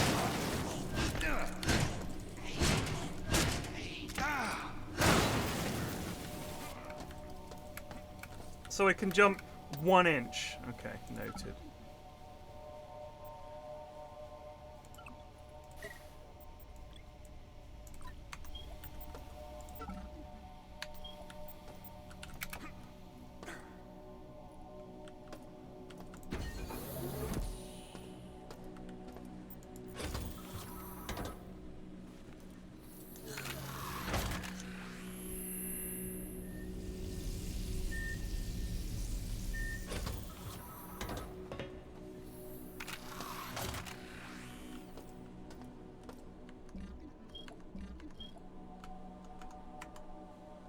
I'm really used to there being some kind of thing that you can ping that will show you like everything in the area that you can pick up.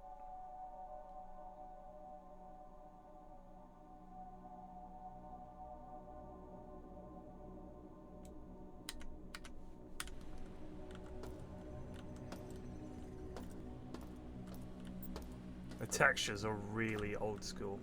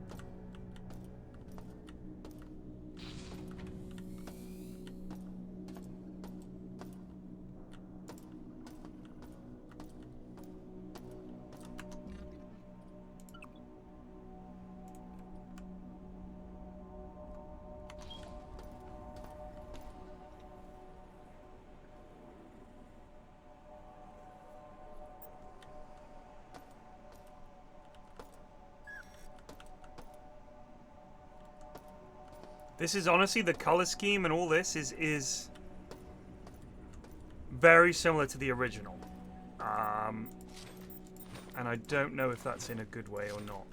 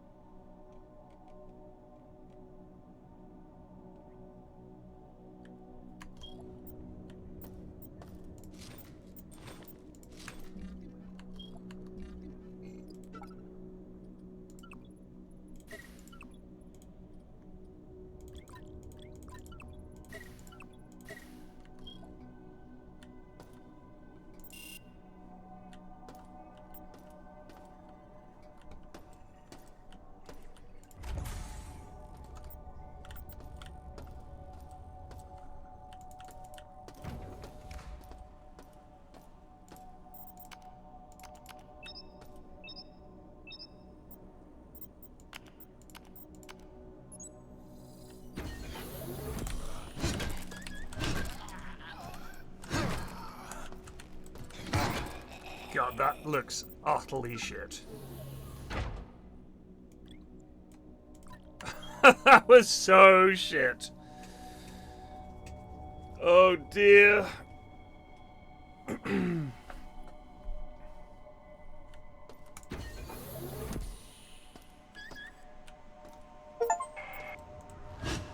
back to Citadel Station.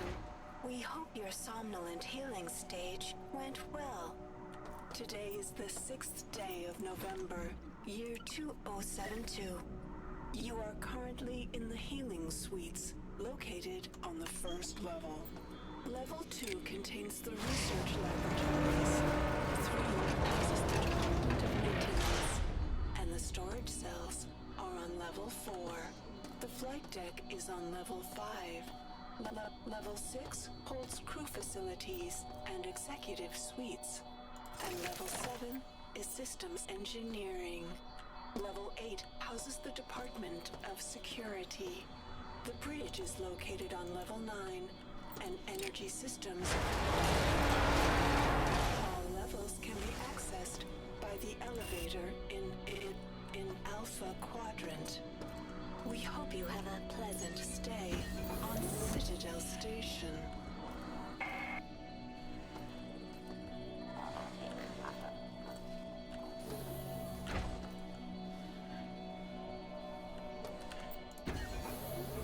Let's leave that lad to it, I think.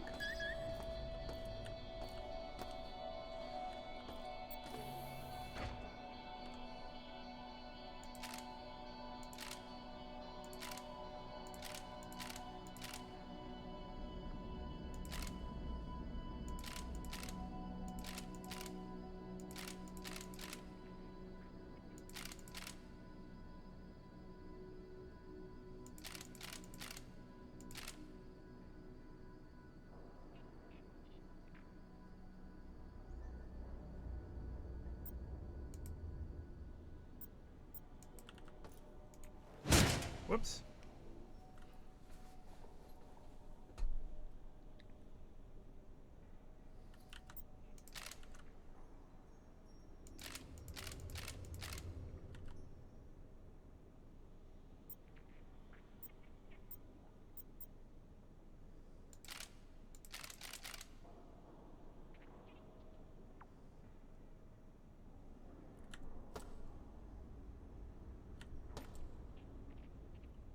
What am I trying to connect here, I guess is my question.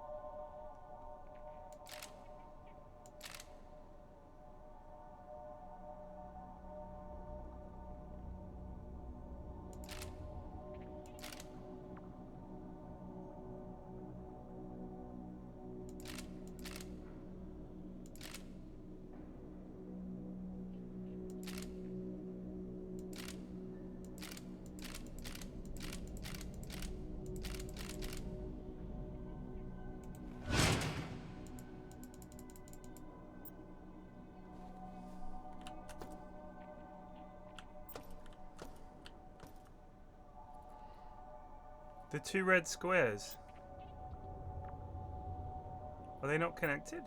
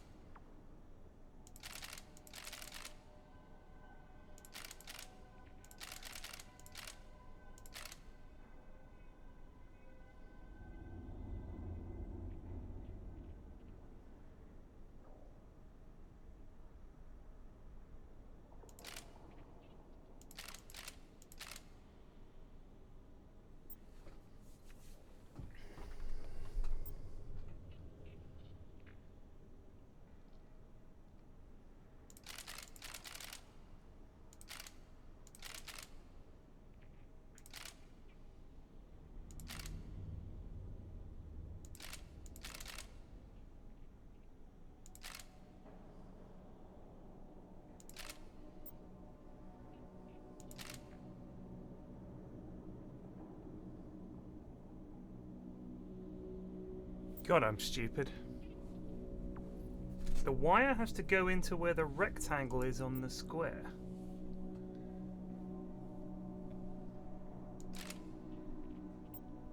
It's got to go in there.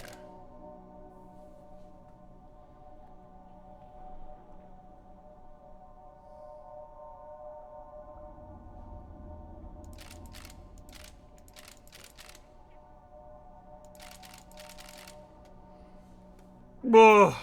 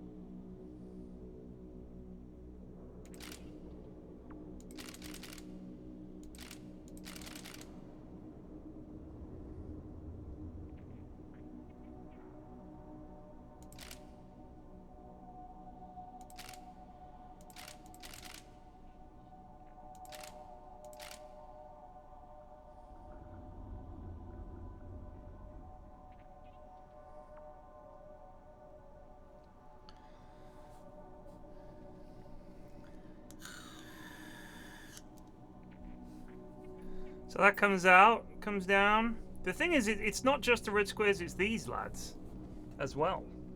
These are just a dead end. We have to come to here, and I kind of want this to go that way, and then we've wired that all up, but...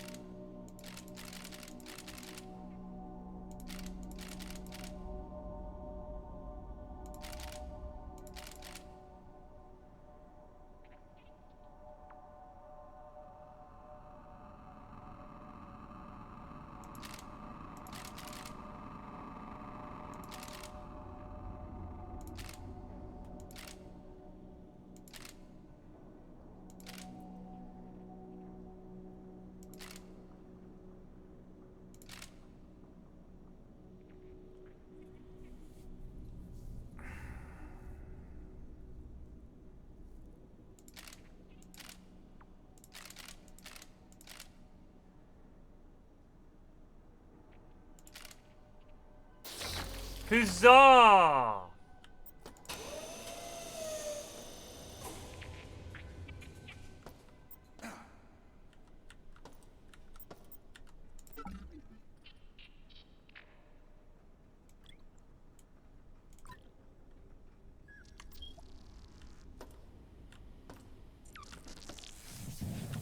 Ah!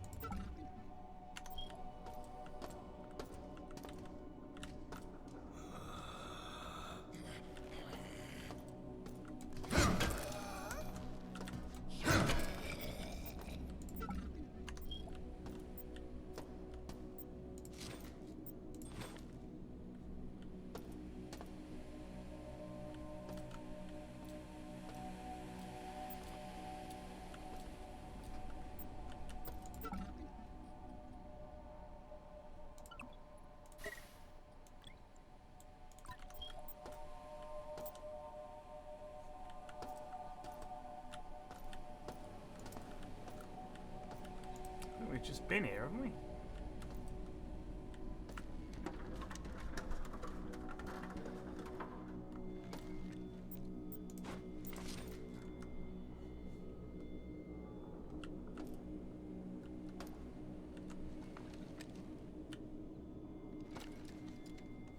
Apparently not.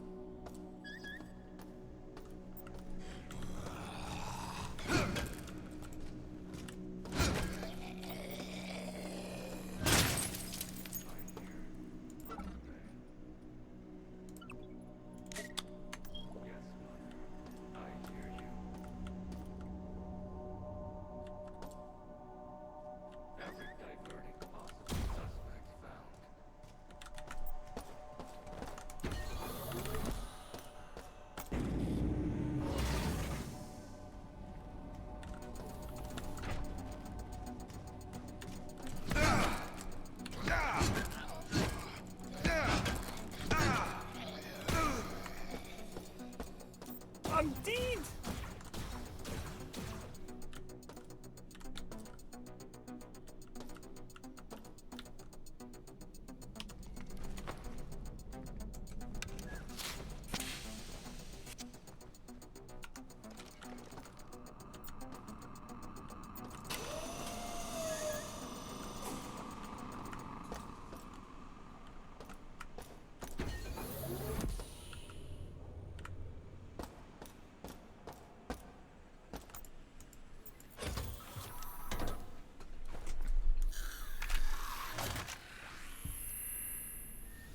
I don't believe there's any leveling in System Shock. Not the basic one, there wasn't anyway.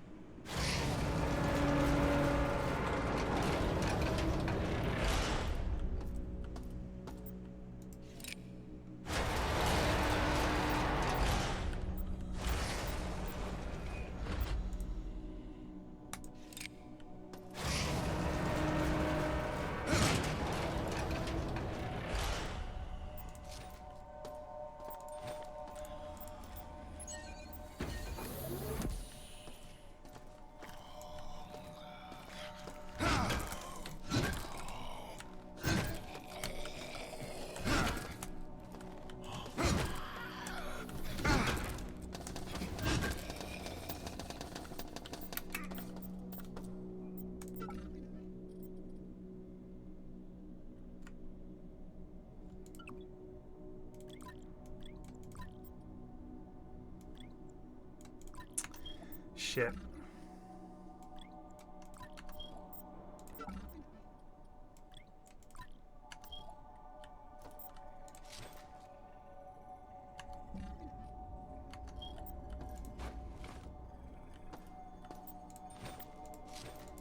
Don't remember the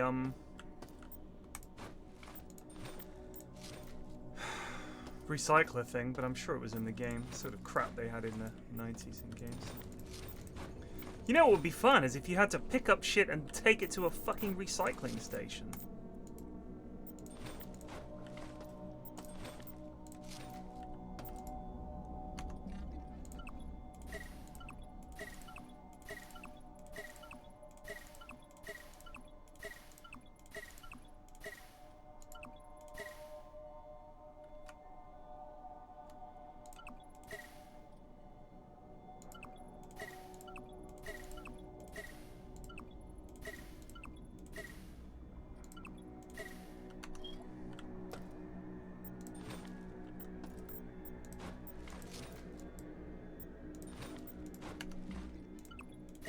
Nice jump, Alistair. Y trattino basso o trattino basso S trattino basso o trattino basso just resubbed 402 months, can't believe we're at 8.5 years. Happy holidays Flax. Grazie.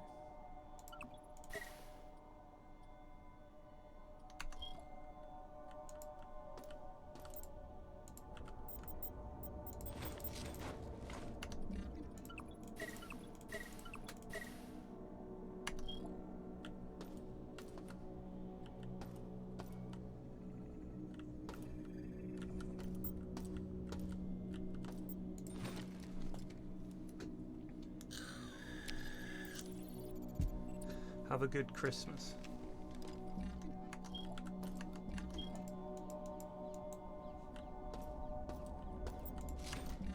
And this is just tedious, isn't it? I'm gonna do this shit.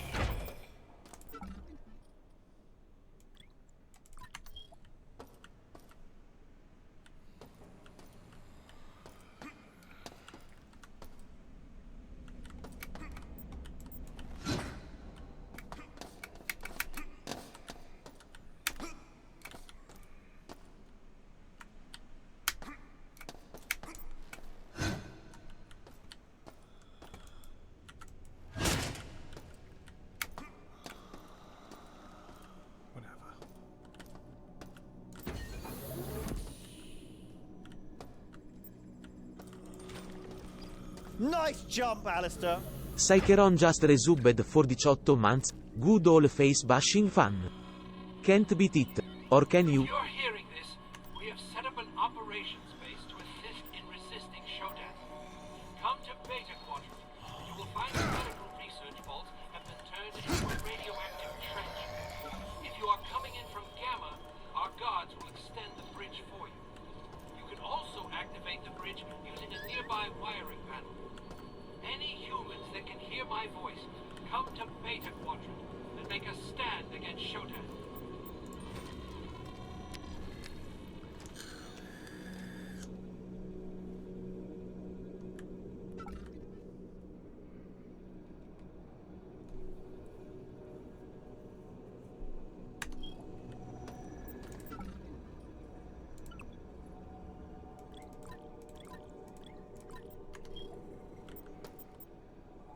I mean, isn't this tedious, having to do this?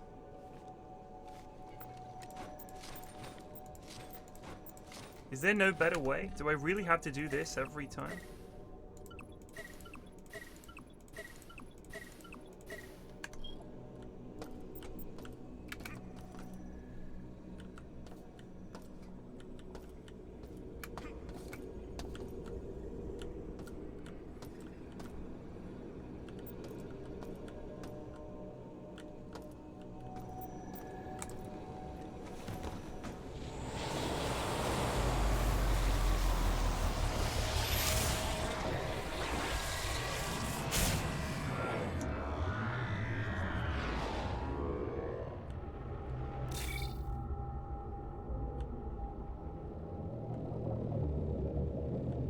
God, this takes me back.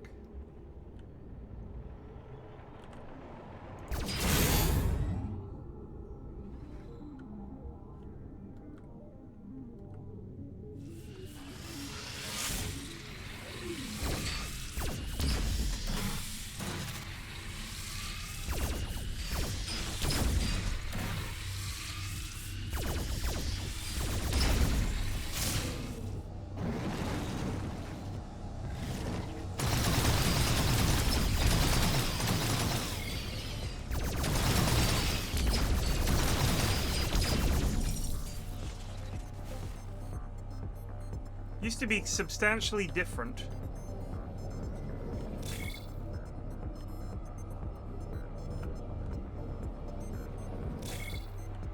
Used to be more like a puzzle.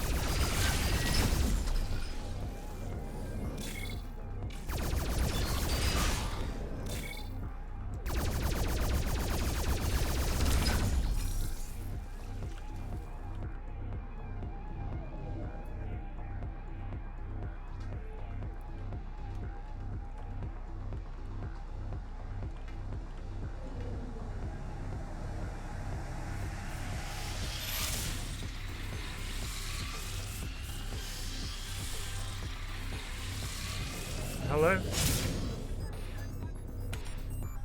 Okay.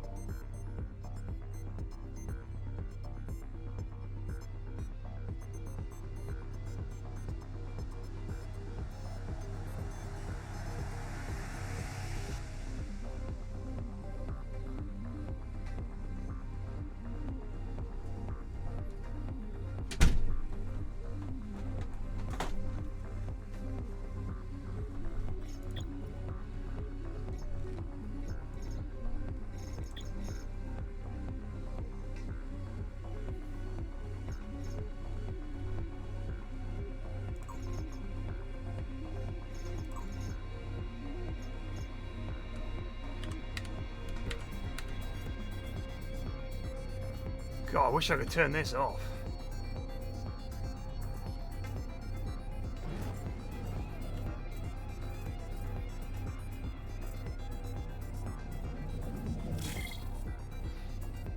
Is there no way to turn off this hacking shit?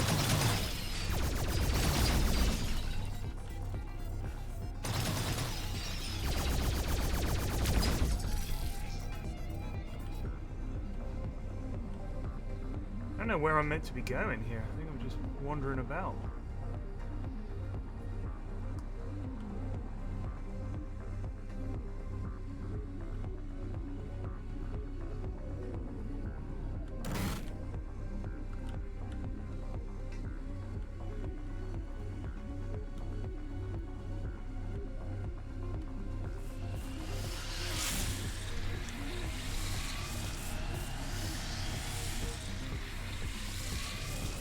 I backed this fucking eons ago.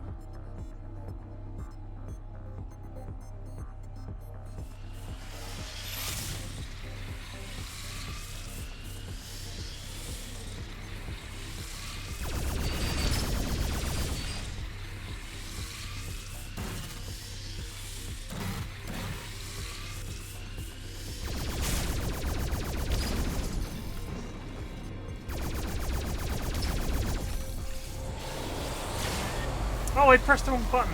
Oh.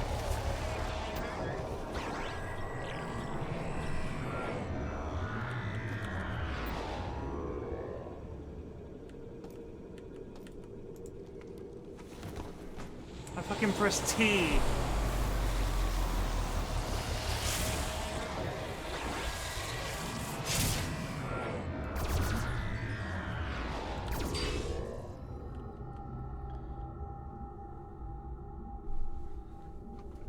Is there no way to stop this? Because this is actually making me feel sick.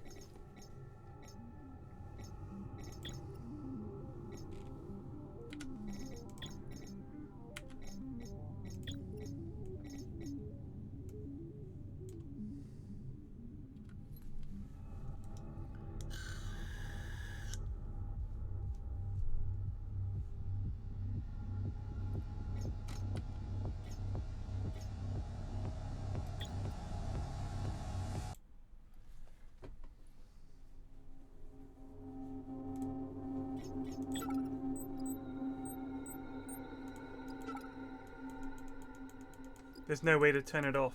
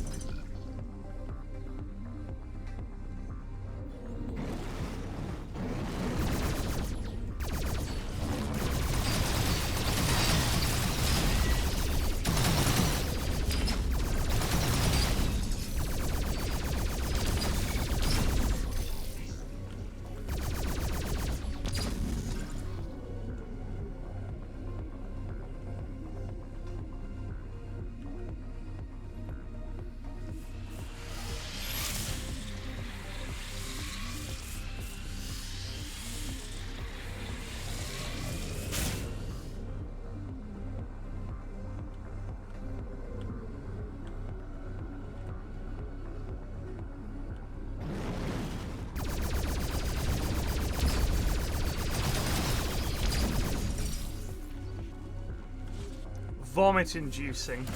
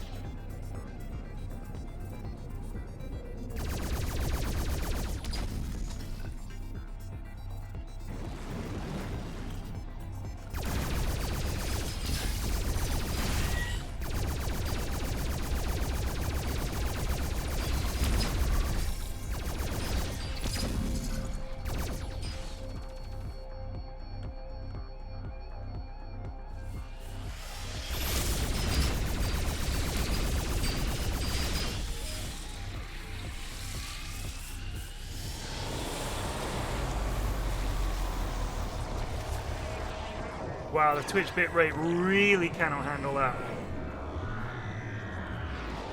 Oh, that was appalling, wasn't it?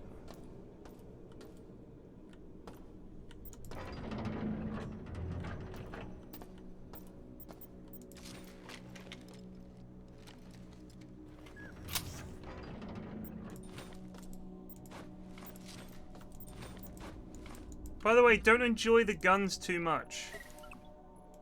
Because you never have any fucking ammo. Like, ever.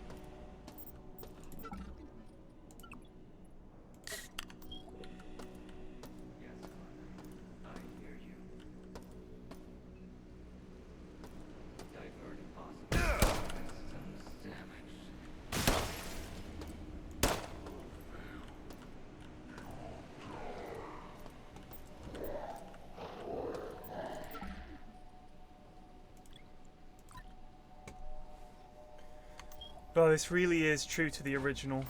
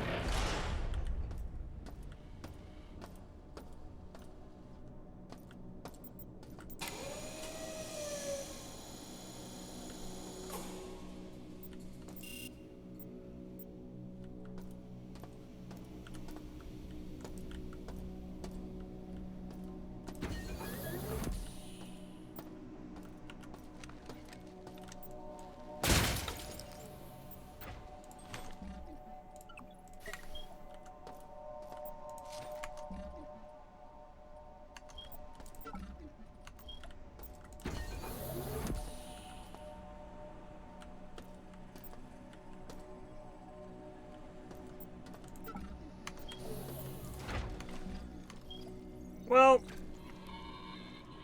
Althea, I have a plan. The only way to stop the mining laser is to fire it into the station's own shields.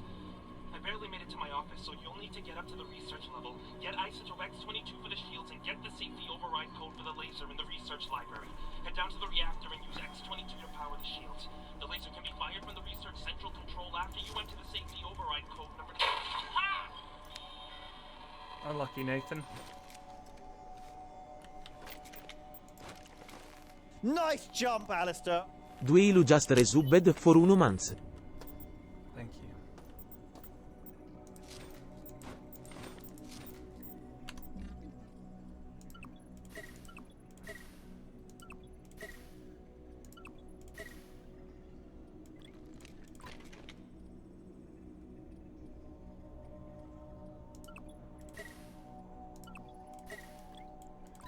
So,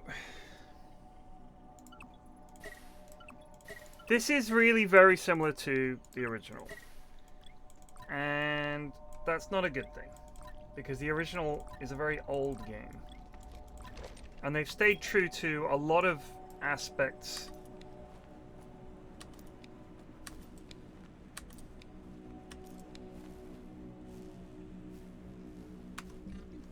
of the original.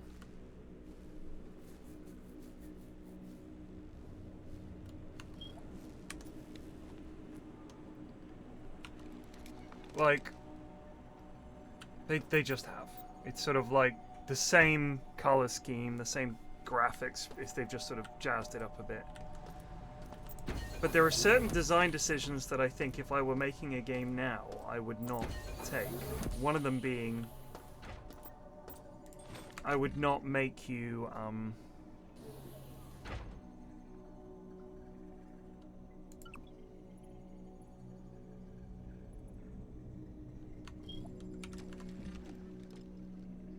Now, is this different from this one?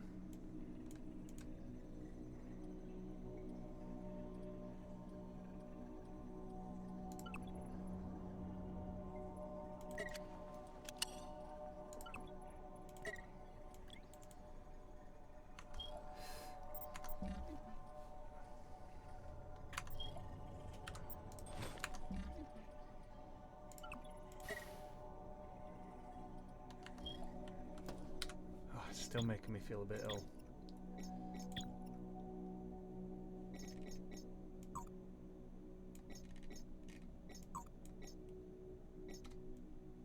Oh, fuck.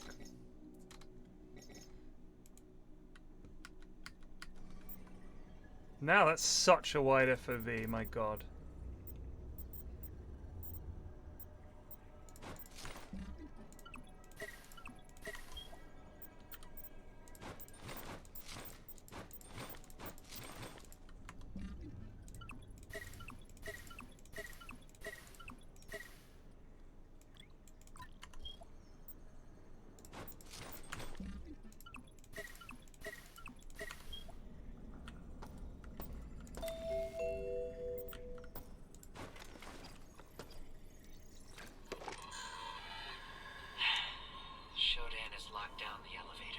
I did.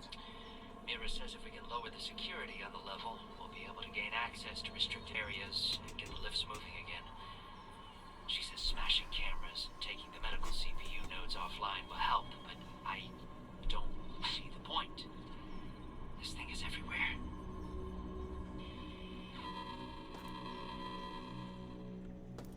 So, first of all, this is horrible. Do you know what I mean? It's just horrible. I hate that. I hate that I have to pick stuff up and then take the time to fucking click it and then, you know, do this and do that. It's just fucking annoying.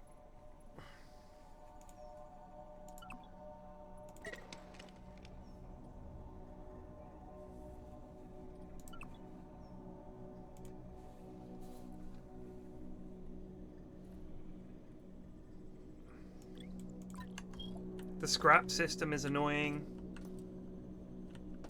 God damn, I feel like it's even worse with crazy FOV.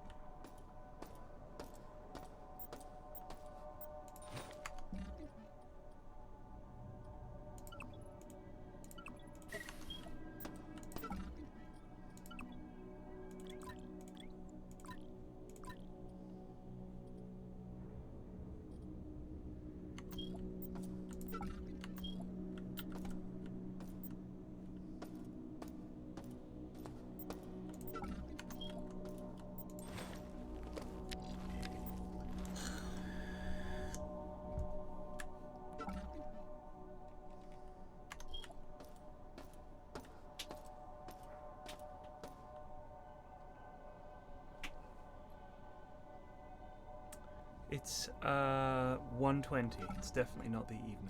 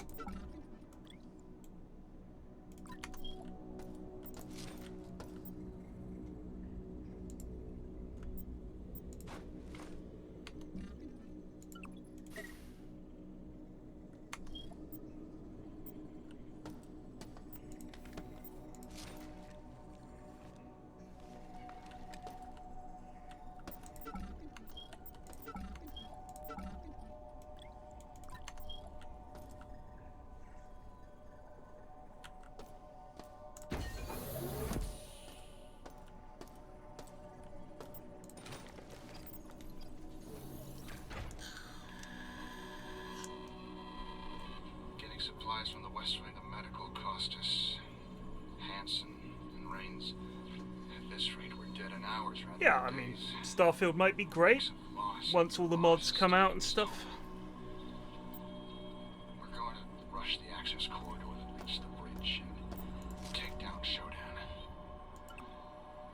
If we don't, then I'll make sure there isn't enough of me left to be used as spare parts.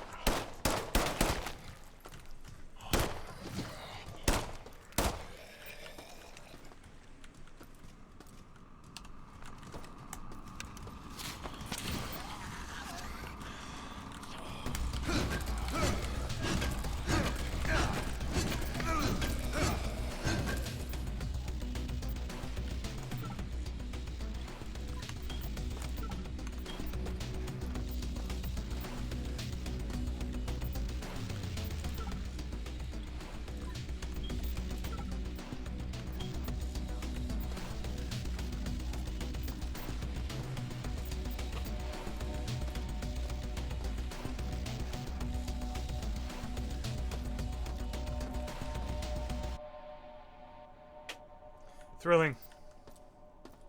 This game is just super mid, isn't it? It's a shame. The original, in its time, was really good, but I would never say, man, I'd love to play that again, because it's just, it had aspects to it where you thought, man, I'm glad they don't make games like that anymore. Like, I feel like there's a lot of nostalgia has gone into this.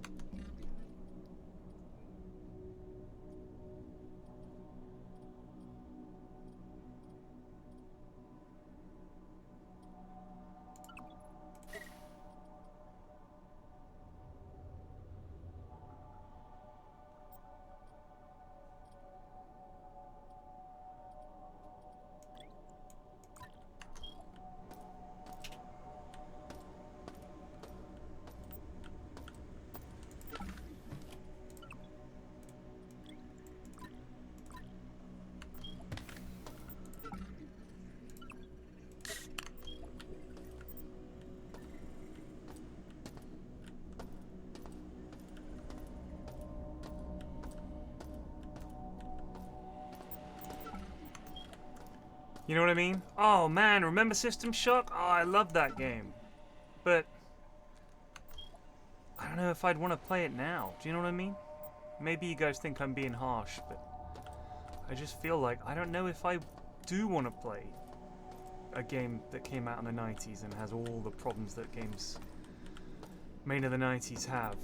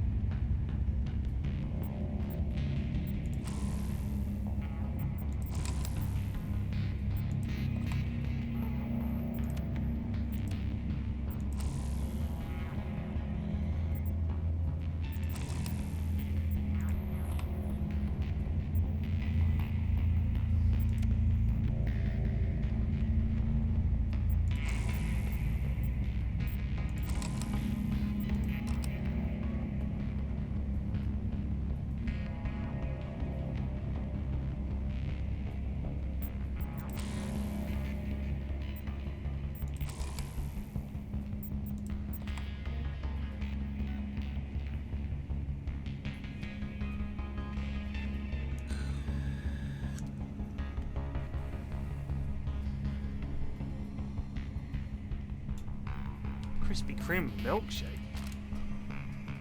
Heavens.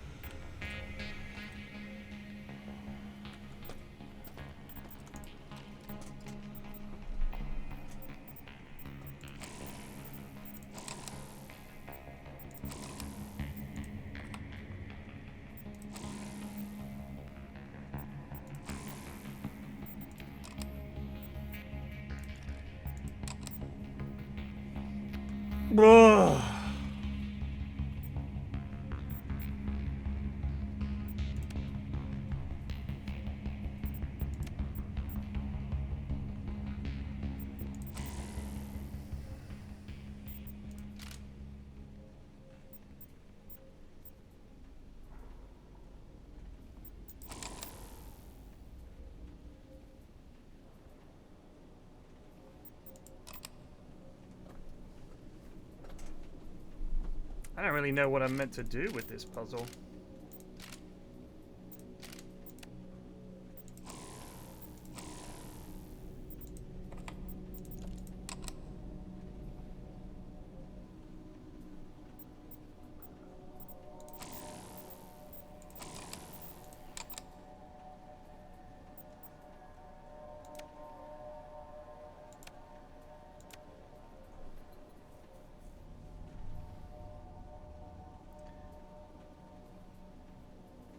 You can, watch.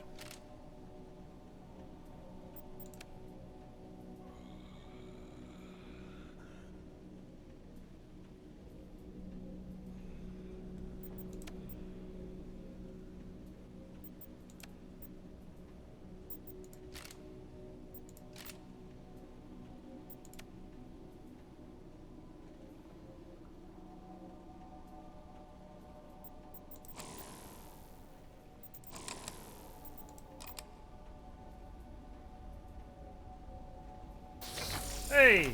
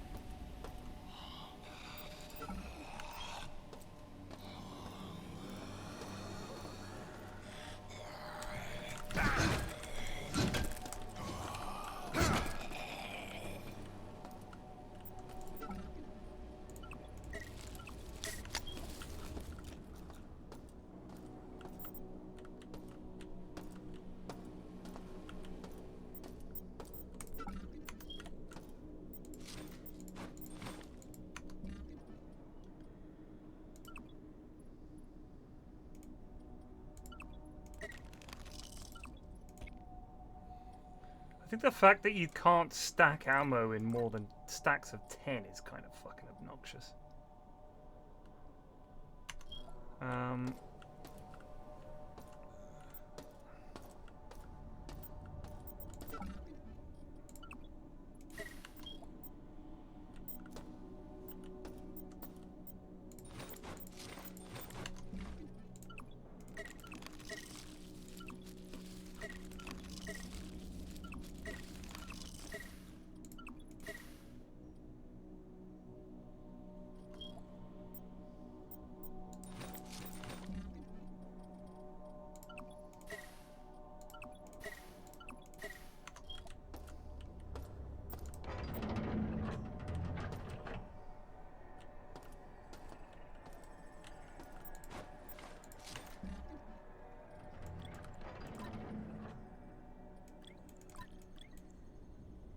Well, we don't need all these guns, do we?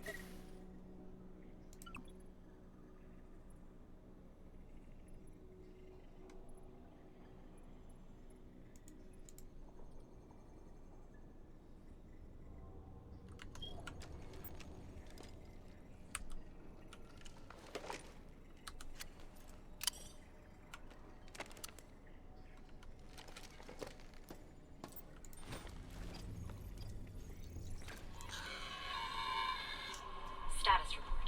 I've led a small group of survivors across the radioactive trench in Beta Quadrant into the operations base that Abe mentioned.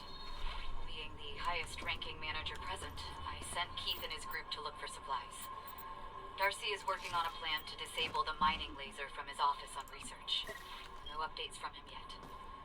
We're safe here. But for how long?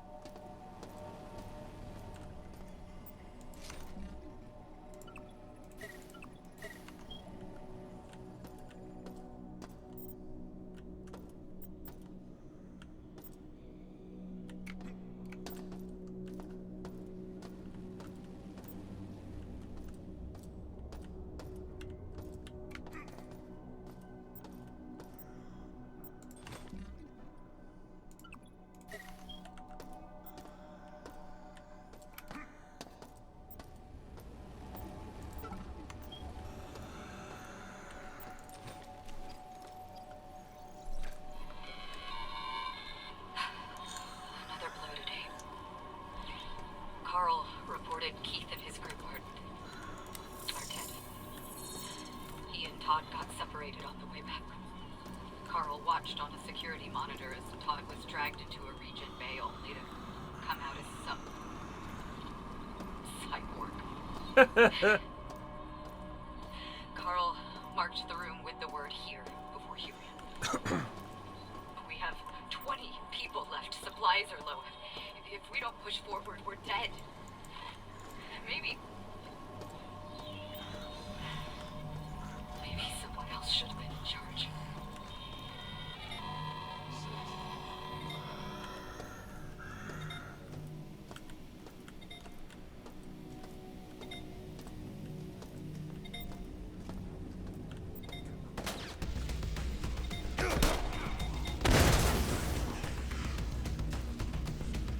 Did he blow himself up?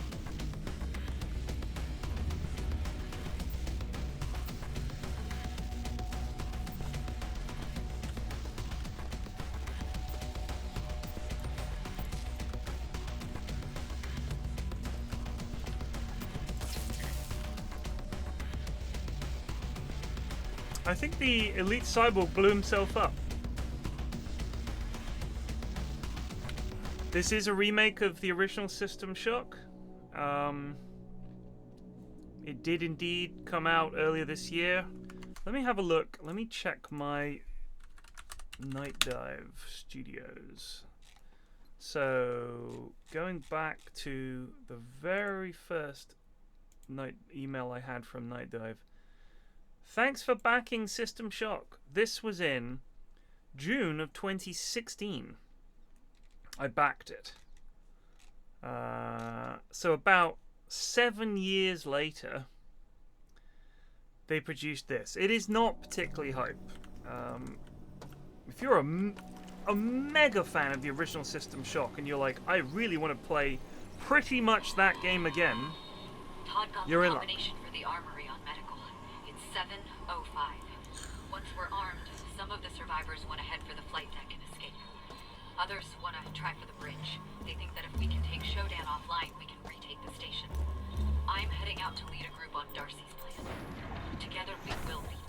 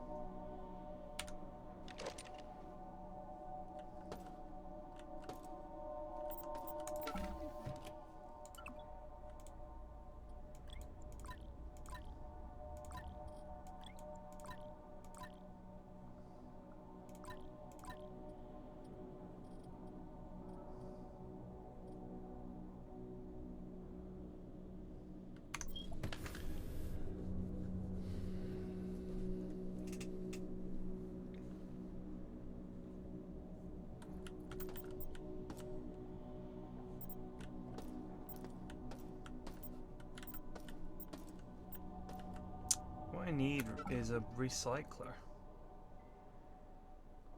There should be one just around here.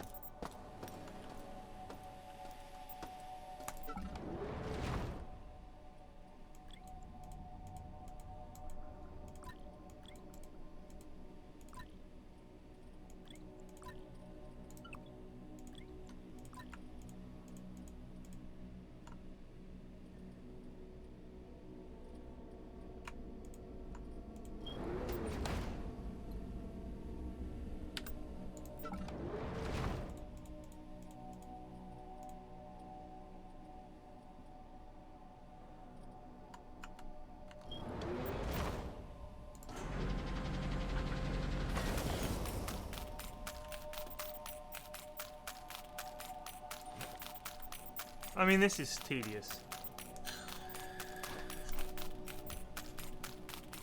What do I gain from this?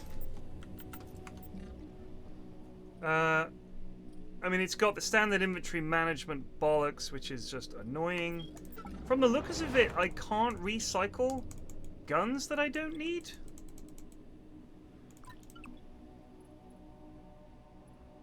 So I guess I just drop them?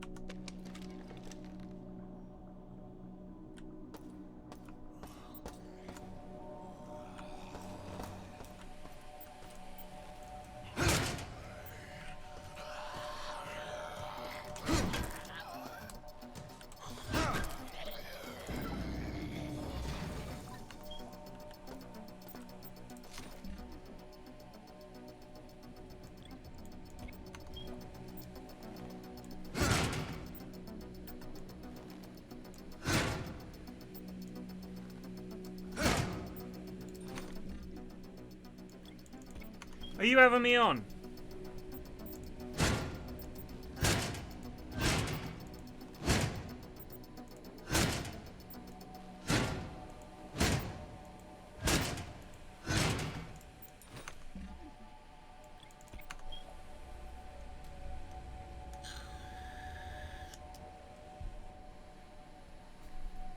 I mean, that's a reasonable thing to think. Why would you say that? That's the kind of thing that makes me think they'd actually put some effort into this game. Got him!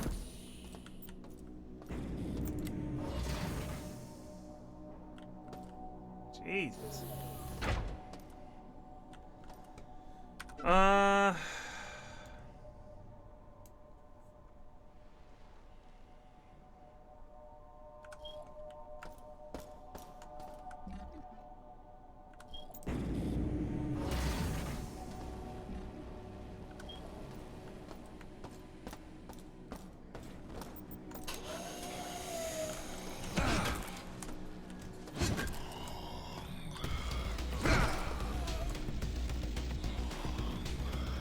What's he doing?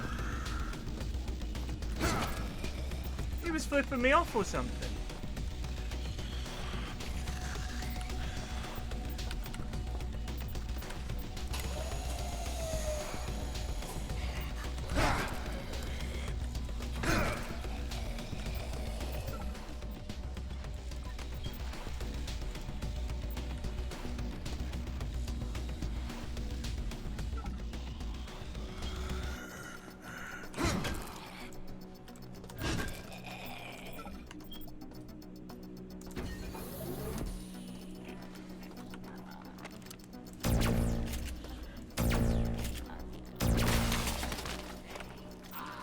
Oh shit!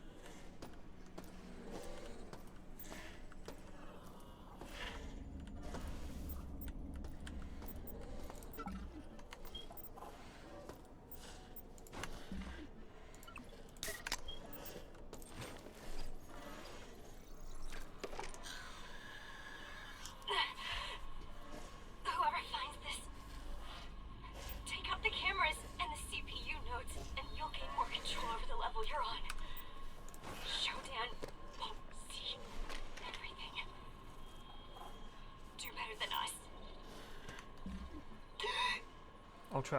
I told you. I told you we wouldn't be apart for long.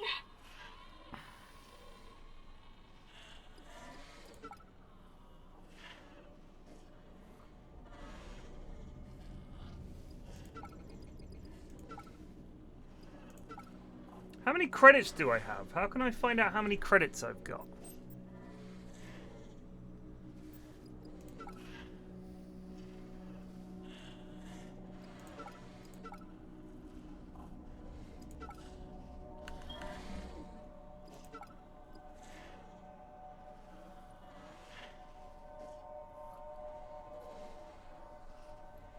Oh yeah. Nice jump, Alistair.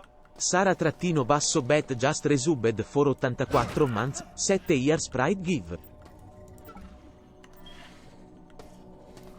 Sorry, love.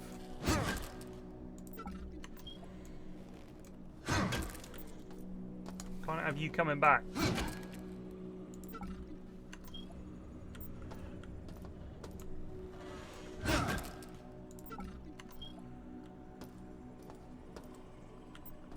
Thank you for the sub.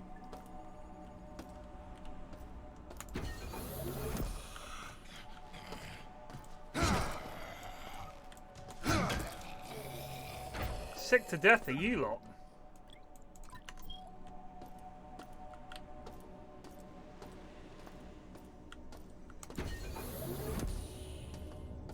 You look like you were just sleeping.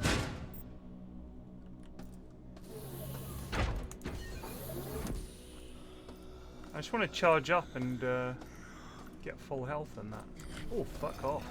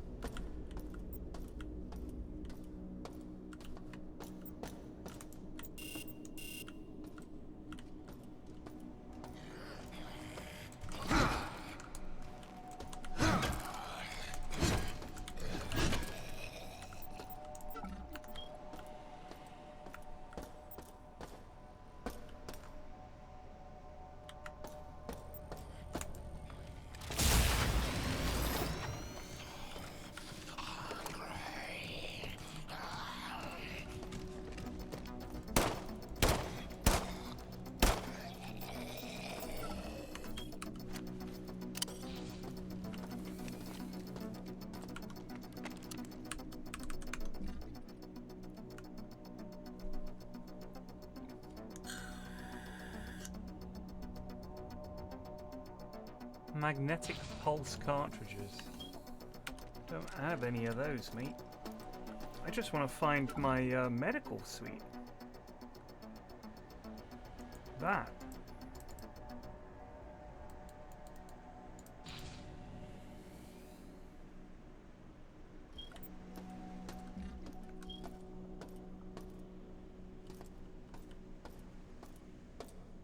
Nice jump, Alistair. Oski just resubbed for 16 months. Merry Christmas Flax and chat. Thank you. Haven't been around much as I've been in the field all year, but always enjoy watching the stream or chatting shit when I can. Chatting shit. Nice.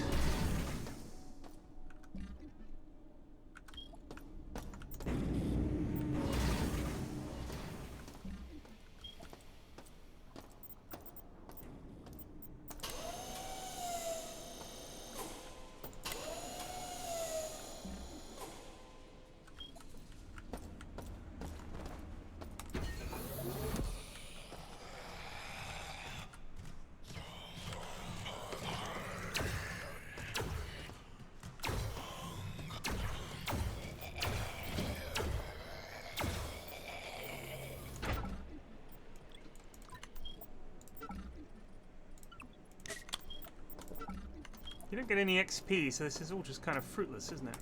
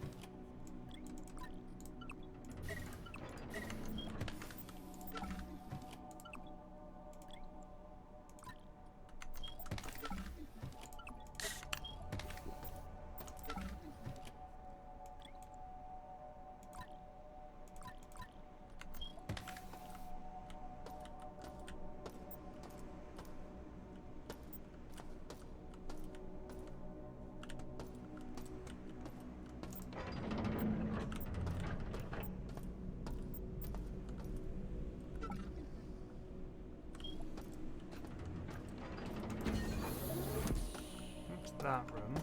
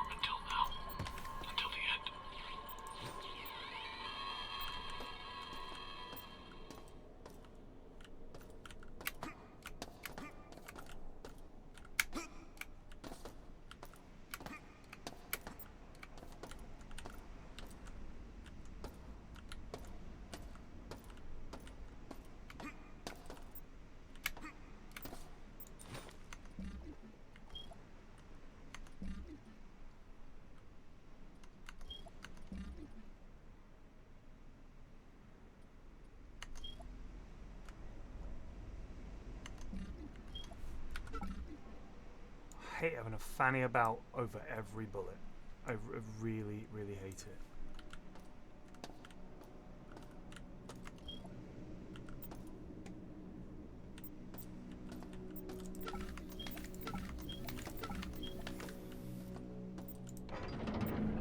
Like, you know this game's going to be frustrating when you find some bullets and it gives you, like, with this key, you've unlocked a room that has 5 bullets in. So, who's winning now?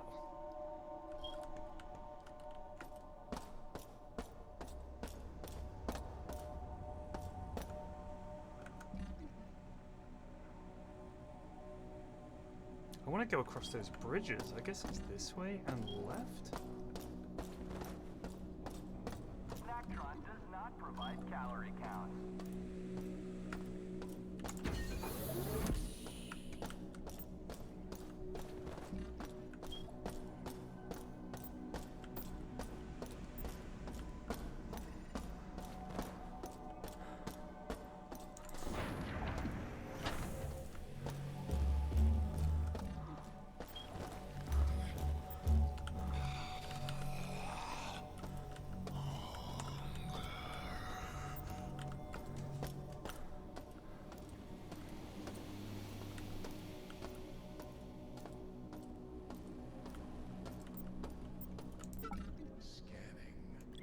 Oh dear.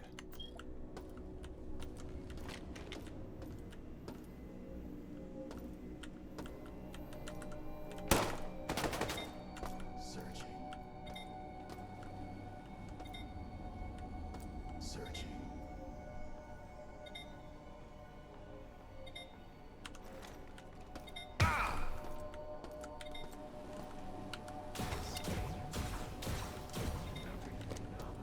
Escaped.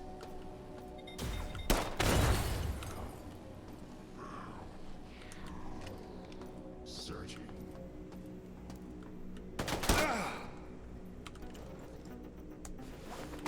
Searching.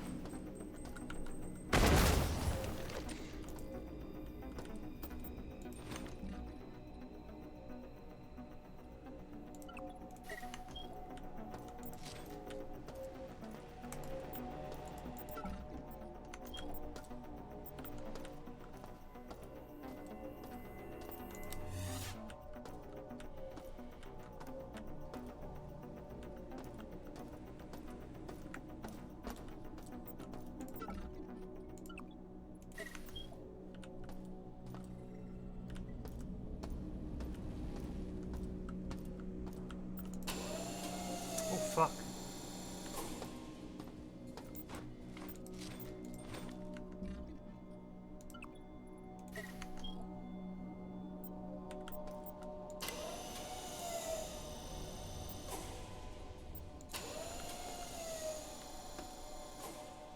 See, it's like that, like, I never feel like the stuff I find is worth it, if that makes sense.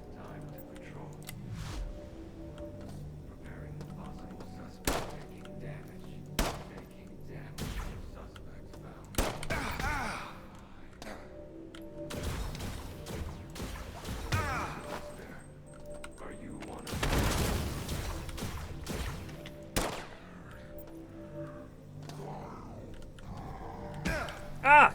Fucking ballad. Ow! You are not welcomed here. Nice jump, Alistair. Britton-basso back just resubbed for 23 months. We got showdowned. Thank you.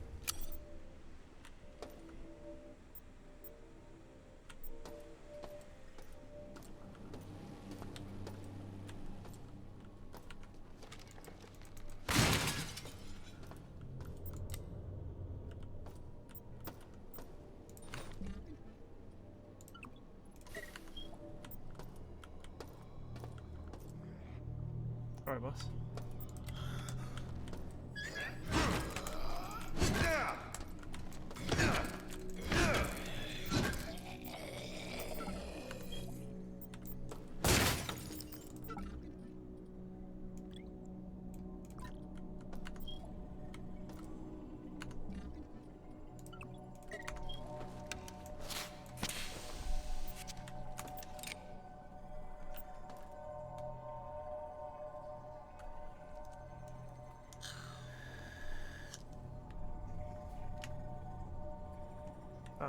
Try playing the original Deus Ex now. I challenge you.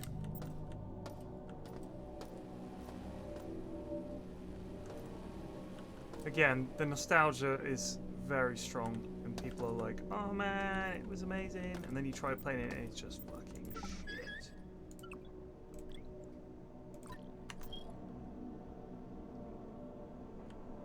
I heard a camera.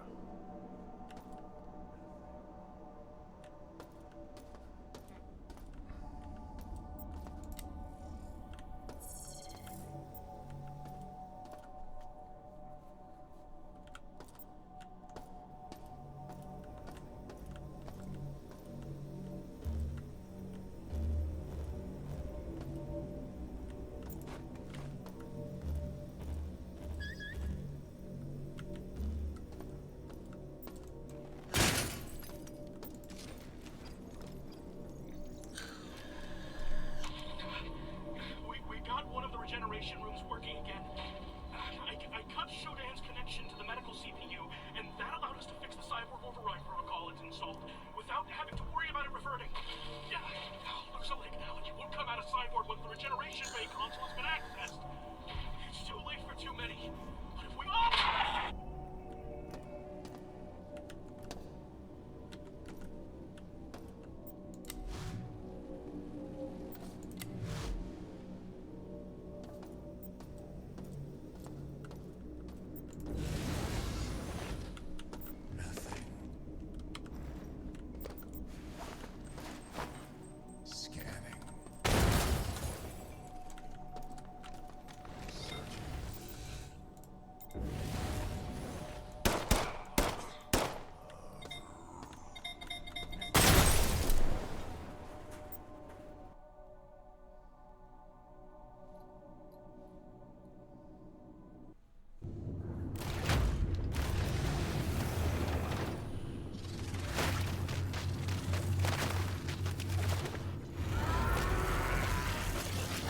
Sweet. Do you believe there is a soul hacker? Let us find out together. I don't know where my last save was.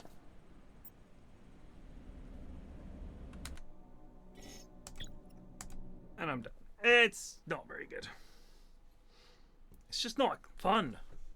The combat is just... I feel like the entire thing with the combat is, can I do this using as few shots as possible? It feels super dated. I don't understand why it got made. It didn't need to be made. I don't understand why the reviews are good unless it's people saying, oh, it's so nostalgic. The guns sound and feel meaty.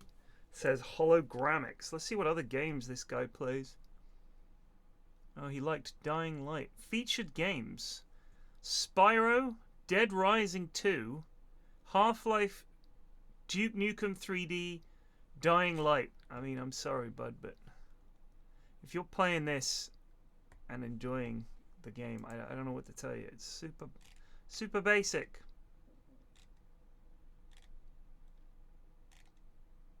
Graphics beautiful is what this person says.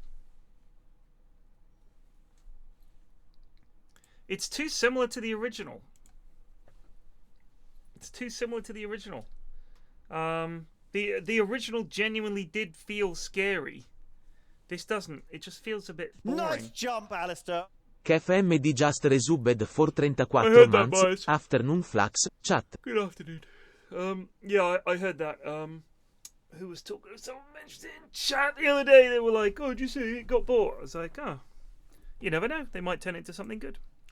Anyway, I've got to see about getting this boiler fixed and stuff like that. I will be back this evening. I hope you can join me then for some hot Doto action. Until then, take it easy and peace out.